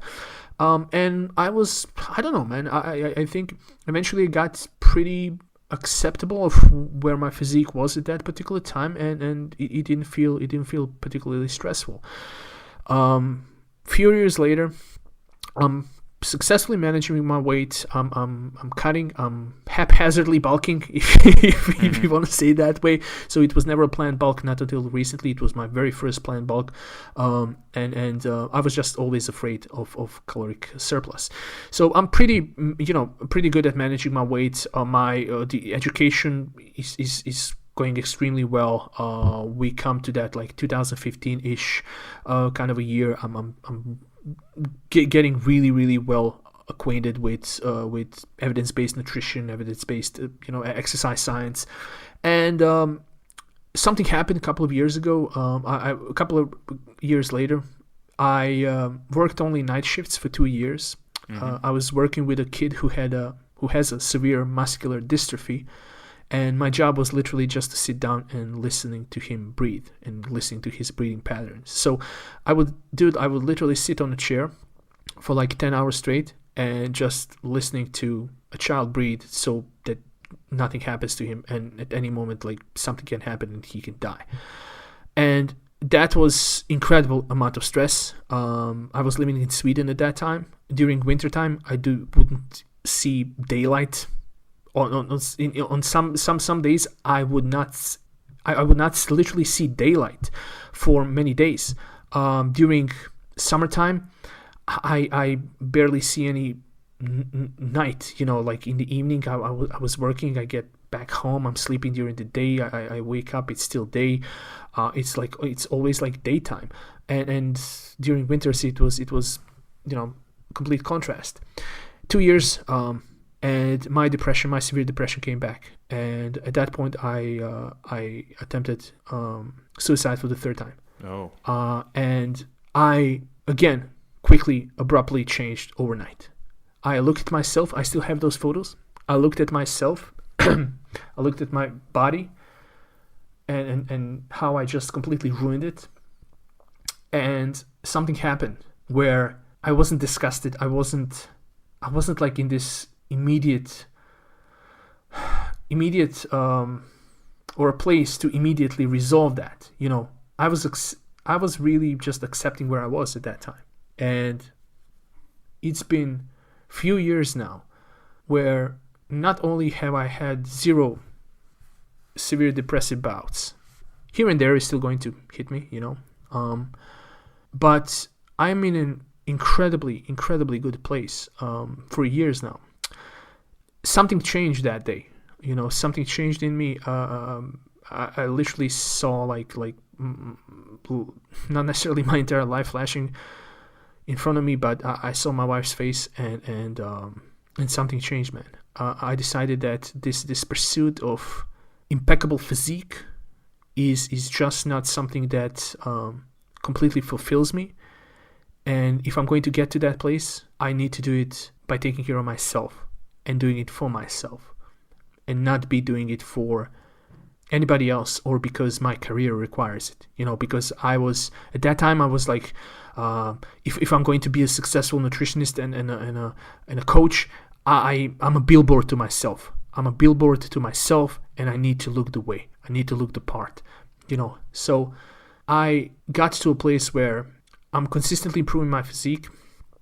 Actually, I'm going to send you a photo of, so you can see my arm development as well. Yeah. And I'm really happy where I am right now. I'm cutting again right now as of this moment. I'm cutting my way down, and I feel extremely happy about that. I feel extremely happy about gaining 8-9 kilos during a prolonged bulk. That was part circumstantial, but mainly it was a conscious decision to do that. And I'm in a really good place, man. I apologize for that very long-winded answer, but I just wanted to give you some context where I am right now. No, man, that was great. It's so well said about the fact that you have to do it for yourself. Because like you, I also got caught up in that a few times. That like, yeah, man. I mean, if I really want to be more successful in this whole fitness space, then I have to show my physique more, and I have to post more. And I'm almost making a conscious effort to put less of that out there, to put out as many like half-naked photos as I can, or as few of them as possible. I hope I said that right. Because I don't want to be tied to that whole thing. Like, I don't want to feel that being some sort of extrinsic pressure, but something that really I'm only doing because it means something to me. As soon as it's not that, it just gets you into some really bad psychology. So yeah. And I never get that sensation going through your content. If you're going to post your physique updates and something like that, I look at it as you documenting your journey. And it never occurred to me that, okay, like Abel crossed the roads to the other side, which I despised, and that other side is like just pure vanity. Like, no, like you don't project that kind of a perception on you and why you're doing it. So I don't think you should ever worry about that, man. Well, thanks, man. That means a lot that you're saying it, because it means that I'm doing something right there, or the way I want. 100%. So just couple more minor questions. This one is not so minor. So now you're coaching people, and I would imagine that you have worked with people over the years who were in similar boats as what you were in at the time. So I mean, it's a huge question. So answer it as succinctly as you want. But like, what do you find? Like, how do you approach them? Because obviously, like, you had this come to Jesus moment where you were like basically reborn and there was no return. But I'm sure there are other people who have a much harder time like getting into that momentum as rapidly as you did at the time. So like, how do you approach these people? It's incredibly difficult because on one hand, I need to understand that I have this immense power to resonate with people, but I cannot abuse it. It's almost like I'm quoting, Peter Parker's uncle from Spider-Man. But I consider what that immense power of resonating with people as something that I need to be very careful with, because what I've been through does not give me the right and does not give me the tools to help other people. It's just like you and I are talking right now. We're resonating with each other. We know exactly how we felt in certain moments. Certain aspects of your story or my story resonate with you. Certain aspects of your story resonate with me. So I try to isolate my story and my personal road to my own success and everything, and I try to isolate that from me being a good coach. So I will say to you that because you can resonate with me, you know what it means to be overweight and obese and get to an incredibly impressive stage of your physique, of your physical appearance, but I would also like, because I know a lot of personal trainers and coaches and nutritionists are listening to your podcast, I want to say to everybody, like, I get a lot of questions from people who have never experienced what you and I did, especially not to the extent where I was. So sometimes I get a lot of peers being very reluctant in kind of like just working with people who are struggling with morbid obesity, and because they feel like because they cannot resonate, they will never gain people's trust and whatnot. But here's a very, very simple way how you can do that, and most of the people who are listening to this podcast, I'm sure they got to that place. If you want to understand how a morbidly obese person feels regarding like food addiction concept and like just like thinking that they're constantly starving, even if they are at a significant amount of or a very mild calorie deficit, just imagine it as getting to an extremely lean physique. Think about the road of, like you said, like you just have to lose maybe like the last like 2 kilos, 3 kilos, but you're going to do it for like a longer time.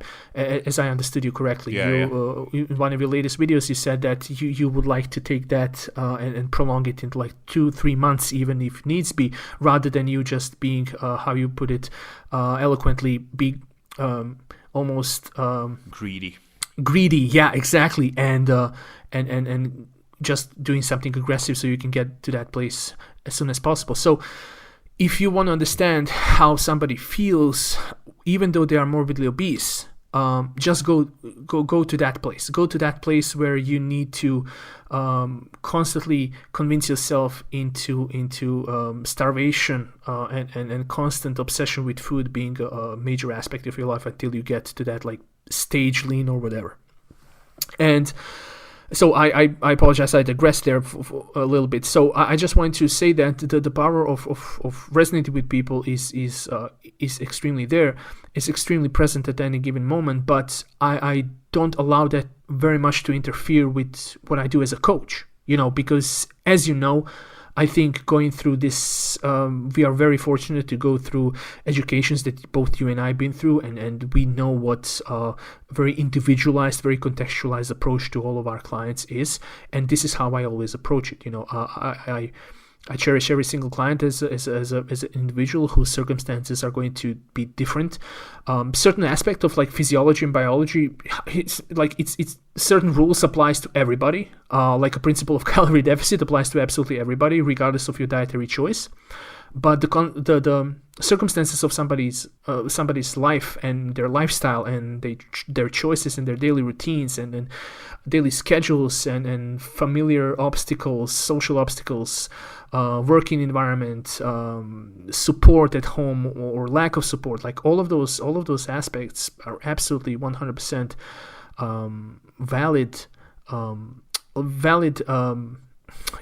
aspects of this entire process. So I always include those aspects. I never neglect the context. And I know this was probably some kind of a tangent, but I get that question a lot, Abel. Mm-hmm. And I always emphasize that regardless of my road, regardless of my journey, I honestly, I appreciate it, and it gives me a lot of understanding, and it helps me gain people's trust probably sooner than somebody who's super lean constantly would gain. But I don't abuse it, and I don't treat it as some kind of a roadmap or some kind of a template how I would coach people. In saying that, though, obviously everybody is different, and individual customization always applies. But if someone comes to you who, let's say, has 100 pounds to lose, if someone like that was to come to you, do you believe in pushing these people hard in the beginning, maybe not to the extent that you did it for yourself, but getting through that initial big sticking point as quickly as possible and then slowing down as you go? I'm going to give you the most common fitness-related answer to any question, which is it depends. It really depends on what people want, because some people are just jonesing to see some weight loss, to see some results. Other people are like, hey, I tried absolutely everything, so let me do it your way, the flexible dieting way, the sustainable way.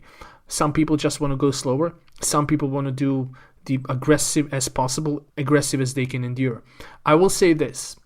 I generally think that if you have a substantial amount of weight to lose, what could be extremely beneficial is to go as aggressive as you can maintain for a while or sustain for a while. It has to be realistic. It cannot be predicated on the initial enthusiasm that all of us will feel when we are engaging into a new trajectory in life, like working with a coach. But it has to be more realistic because, it has to be a little bit more aggressive than you might think, because it creates this initial surge of motivation, seeing those initial results. I was generally against this. Initially, I was against this idea, and I initially thought, honestly, I'm not ashamed to admit this, I was a big proponent of slow and steady wins the race. But in the context of some individuality, for some people that just doesn't work, and for some people this can backfire a lot, because you come to me as somebody, like you said, who needs to lose, let's say, 100 pounds or even 100 kilos, and they're like, I am 100% ready for change. Let's do this. I want to do this as aggressively as possible. And I convince you to lose half a pound a week. There's really no point in me ever doing that if a person doesn't prefer that way. So I would say as aggressively as you can endure, as aggressively as you can sustain for a while, because I always say this, dieting should never be sustainable. Weight loss should never be sustainable. Dieting should be, like a military operation. You get in, you do the job, you do the objectives, you do the mission, you complete the mission, and you get the hell out of there. Dieting, I think the most successful dieting approach should be based on strategically placed diet breaks and refeeds.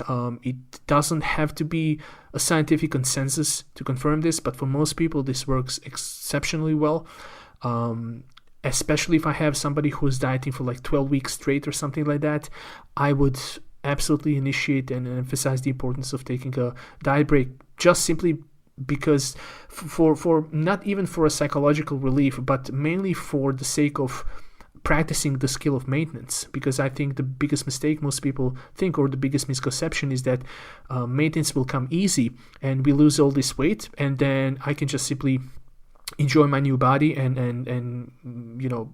I've learned how to eat a little bit more healthier, but it pretty much is going to be an easy road. And we both know that the main reason why we have an obesity epidemic in the world is because we don't know how to manage weight. We are extremely bad at that. So if we are going to think about it in terms of sustainability, I think we should only sustain results and never weight loss.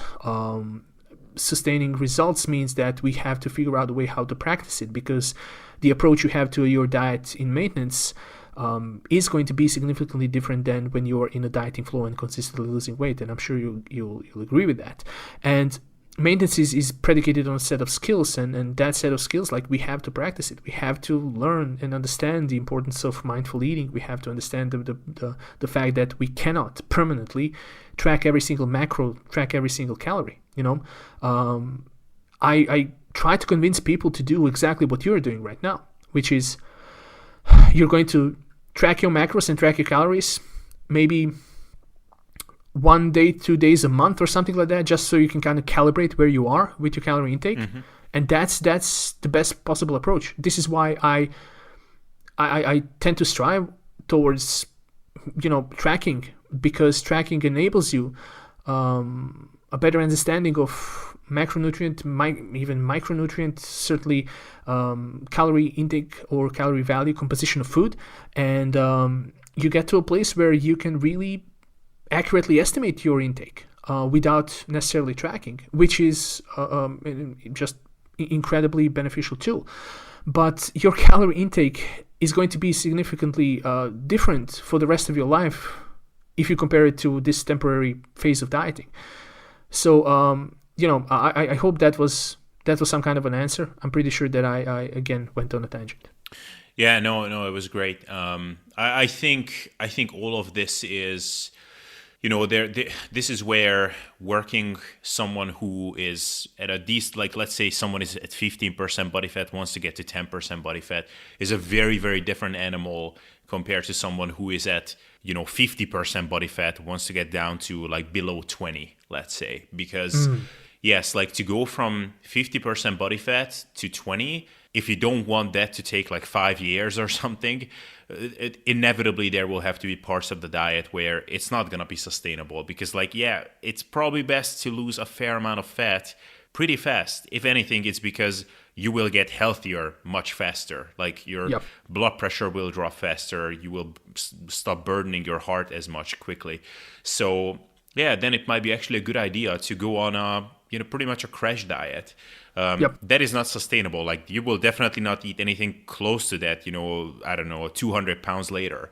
When you want to go from 15% body fat to 10, like kind of what I was doing in this case, I would say that my diet now is pretty similar to how I'm going to eventually eat. Like, I wake up, I have some salty meal with some meat and some veggies. For lunch, I have some like fatty fish, some veggies.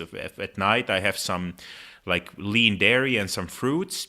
Pretty much I'm going to eat the same thing when I'm maintaining, just going to be eating a little bit more. So that it is very, very different. So like, this is where context is so important, Yeah, absolutely, 100%. What I try to educate a lot of people is that do not make dieting harder on yourself by thinking that dieting has to be sustainable. Because here's the thing, Abel, when people encounter flexible dieting concept for the first time, they consider it to be if it fits your macros approach. And a lot of people are preaching that, hey, I've lost a lot of weight. Look at me where I am right now because I tracked my macros. I did not restrict anything. I was eating ice cream every week. I was eating pizza every other week or whatnot. That doesn't work for everybody. Temporary abstinence works exceptionally well for some people. I want to say even most people. But you don't have to temporarily abstain from everything. You just have to abstain from certain foods that make your life much harder in a calorie deficit. It should all be all about calorie economy. Yeah. When you are in a deficit, and you should get the hell out of that deficit as soon as possible. And when you get back to maintenance, it doesn't have to be ice cream, pizza, Nutella, chocolate galore. It should be a slow and methodical introduction of those foods back to your diet, so that you can really analyze, like, hey, this food here, particularly this like jar of Nutella for me, it's not making my dieting easier, not even making my maintenance very easy. So why would I make my life harder by trying to impose moderation on myself and have it every single day or every single week? Like, there's just no sense in that. And what most people hear when they're encountering the concepts of like intuitive eating and like all this like fat acceptance thing lately that's been going on, people just think that if you say no temporarily to a Mars bar, specifically Mars bar, that you are restricting yourself and that you are in a mode of complete desperation for the rest of your life because you are not allowing yourself to have this food. Like, no, let's not create this horrible false dichotomy. Saying no to one specific brand, one specific food, does not mean being in a mode of restriction. It's to me that's just nonsensical. So I would say, do not make your dieting harder than it needs to be, and just when you are dieting, be in a dieting mindset, but get the hell out of that mindset as soon as possible. Oh, yeah, man. I mean, 100%. Like personally, like I definitely encountered that mindset from clients. Not that particular one, because I'm not, like, you might see the flexible dieting or people who have been talking about the importance of macros or flexible dieting, like Elaine Norton, I'm sure, gets this a lot. Like, oh, Lane, like, so you're suggesting that I'm eating veggies? Like, isn't that like orthorexic? I'm sure he gets that a lot. And so, I name my brand Sustainable Self-Development, and I talk about the sustainable approach all the time. So like, yeah, me too, when I'm suggesting a diet plan to someone and it's like, wait, so you're telling me that like I shouldn't have these starches and stuff like that in the diet? Like, how is that sustainable in the long term? Like, dude, like it doesn't mean that you cannot like put some limitations on yourself ever. Like, did I pick the wrong name? Holy fuck. So yeah, man, like, hey, like, do you really need to have that particular type of bagel? And if you do, maybe that's that's a moment where you need to have a conversation with yourself. Because if you think that you can only be happy if you have this every single day, then you have to accept one of the other things. You have to either accept that maybe this is not a really good time for you to diet, or if you're going to diet and you're going to still include absolutely everything on a daily or a weekly regular basis, then you have to accept the fact that you should either diet slowly, or that dieting for you is going to be probably harder than it actually needs to be. So like you said, do I need to have this starchy carb? Probably you can, but if it just simply elevates your hunger, if it just increases your appetite, like, why do that? You're not saying no to it forever. We are just saying no to it because it's a decent strategy, nothing else. We're not saying this starchy thing is bad. We're not saying food is bad, food is good. We're just saying right now, during this 6-week period, it's not going to be your friend. Yeah. It's like, dude, like, if you want to diet successfully and build a substantial amount of muscle mass, and then whatever your approach is, either bulking or cutting or recompositioning, and you plan to drink alcohol every single day, can you do that successfully? Yes, but it's not going to be your friend. Yeah, absolutely.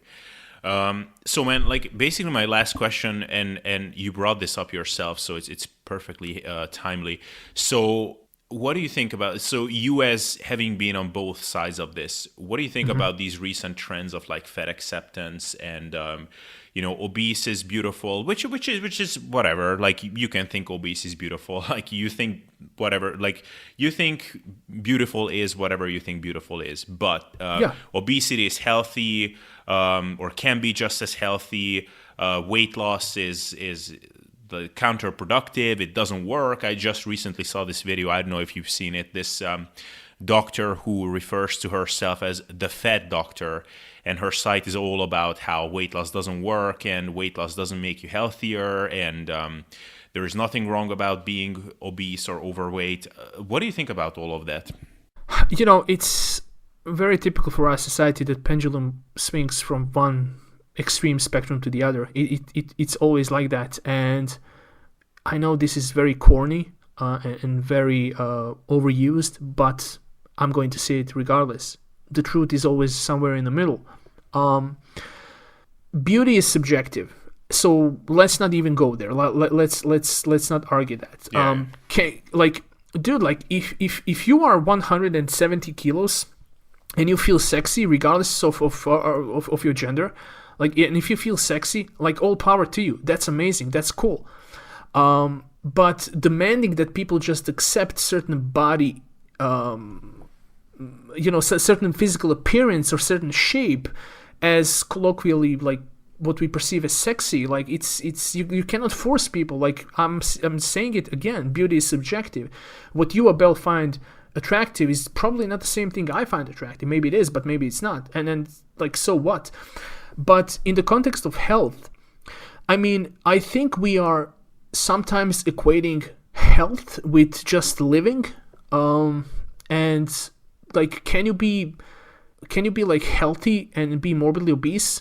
Like, probably yes, to an extent, but can you be like super, like, not even super, but can you be like metabolically healthy? Like, I doubt it, unless you are extremely physically active, like a sumo wrestler, or I don't know, like a alignment, yeah, exactly, or something like that. Like, okay, like, cool. But then again, like, it really depends on what your lifestyle requires of you. If I will say it like this, so instead of thinking about it in terms of body fat percentage and physical appearance, I'm going to say it like this. Do you feel healthy when you are running out of breath after taking 1.5 2 flights of stairs? Like, if you feel healthy in that particular moment, I'm not even going to argue with you, you know. But if you present your morbid obesity as something that's inherently healthy and something that people, and especially children and teenagers and younger and impressionable folk who are going through social media is going to strive to, I think that's equally responsible as promoting body stage leanness and Gymshark bullshit of, like, look at me, like, I'm shredded, I'm on shitload of gear, but I'm hiding that fact about me, and this is the achievable physique. I think both sides are equally irresponsible. I don't think that most people taking into consideration who is actually listening and reading to these messages. And the fact is, we are both from Eastern Europe. So both you and I are kind of in this weird place where we have to talk about these issues, and we kind of really don't care about the division of, like, politics in America and, like, in the United Kingdom as well. And it seems to me that a lot of this talk about, like, fat acceptances and obesity being healthy, like, it stems from that place as well, like right versus left and whatnot. Like, I don't care about that. As a coach, I just care about getting people what they want, any results that they want. Dude, like, if I get somebody who is, like, morbidly obese and they tell me they want to bulk, like, I'm going to have an honest discussion with them, you know, and I'm not going to say, like, no, like, let's absolutely not do that. But we are going to discuss, like, as I will with every other client, like, where that desire for that goal comes from, you know. So I just think that we miss normal conversations, and we miss putting normal conversations on a spotlight rather than talking about, you know, cosmopolitan covers and extremely emotional reaction to those covers from both sides, you know. And I just believe that it really comes down to personal choice. It really comes down to that. I think a lot of things that intuitive eating philosophy speaks about, I think a lot of things that fat acceptance movements and, like, health at every size movements, I think a lot of things that they preach are absolutely 100% valid. And I just think that a lot of those things, we should really apply them to our children and to younger folk and teenagers rather than adults. Because me as an adult, even if I'm your coach, I cannot really hold you accountable. And I just think that being a person who is an adult and being easily impressionable, I think that's kind of on you. But if you're a teenager, man, if you're, like, you know, like, look at kids today, like 11 years old having access to social media.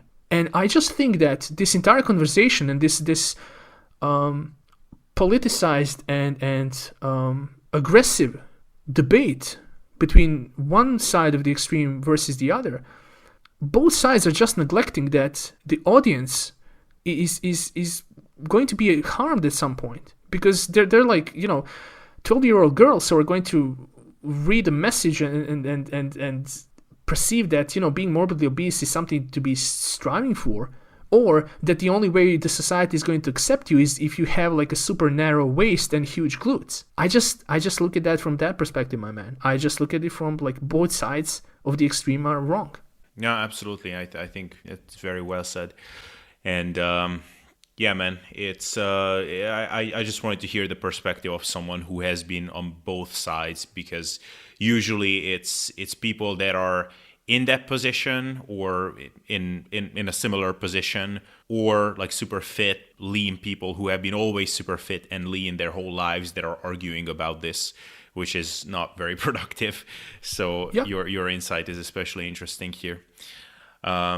So yeah, man, I think after 2 hours and like 15 minutes, we should wrap this up. But yeah, man, it's been amazing having you on. I don't know why I didn't do this interview sooner, because it's one of the most insightful ones I think I've ever done. And I think, one issue that we often talked with a couple of people that this is a problem in the fitness industry is that a lot of the biggest names, the influencers, the successful coaches and whatever, they are not relatable for a lot of people, because they have been always exercising, they have always been lean, super fit. Often they're even coming from like really fit families. They were athletes as a kid. And I mean, in your case, we definitely don't have that problem. And I'm sure it also grinds your gears sometimes. I don't know how you feel about that. So maybe that's just like a semi question for the end.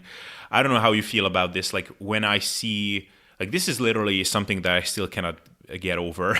This happened a couple of months back when the pandemic started, and it's like some people were complaining about overeating at home alone, and then someone was like saying like, Jesus Christ, I don't understand how people can overeat now. Like, like food should be used sparingly. Like you should be doing other things at home. Like how can anybody overeat like being locked up in their house? I'm like, man. And you're a fitness professional saying this? Like, how? Like, I just don't understand.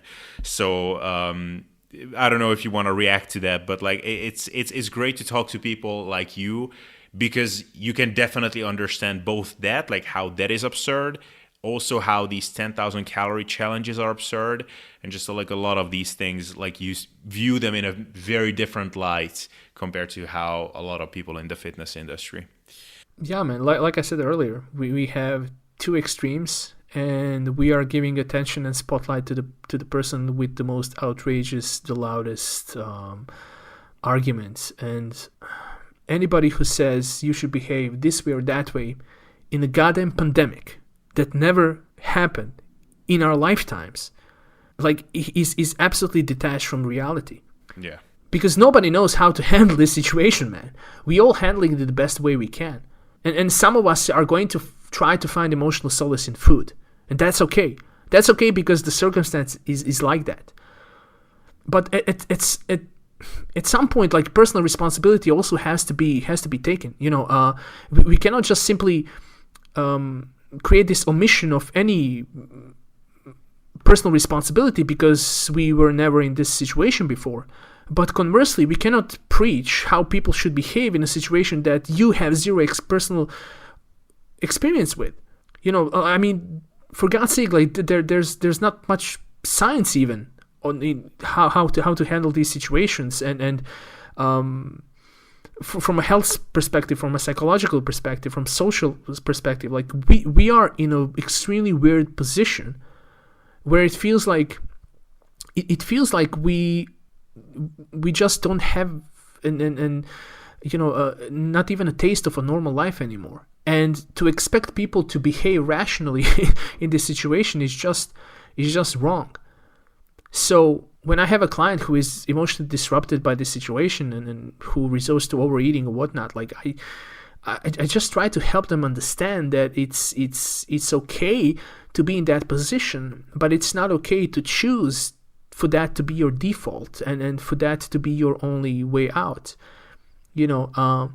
So I find it just ridiculous that some of our peers, some of our colleagues, some of the people who are loudest in the fitness industry are just so goddamn detached from reality, and it seems to me that sometimes we make fun of a lot of like Hollywood actors, how detached they are, but like we literally have that in our fitness industry as well. Oh yeah, it's bizarre.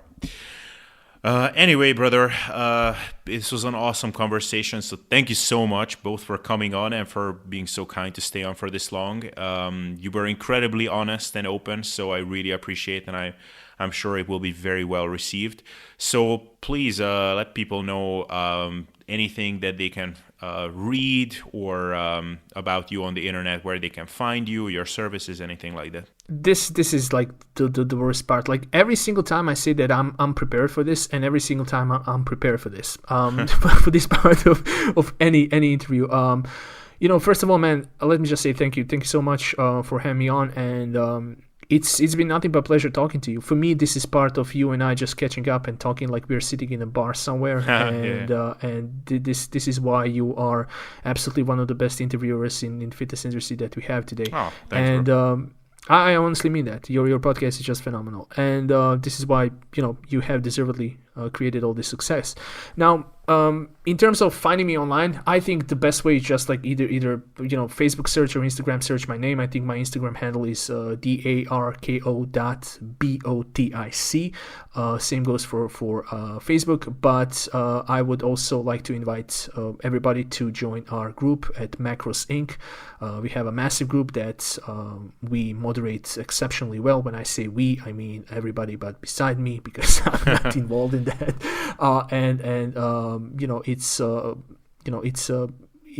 It's probably the only place where people will find me, besides my Facebook and occasionally my Instagram. And that's pretty much it, man.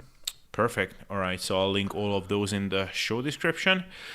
So yeah, man, thanks again for being on. It was an absolute pleasure. Absolutely, my man.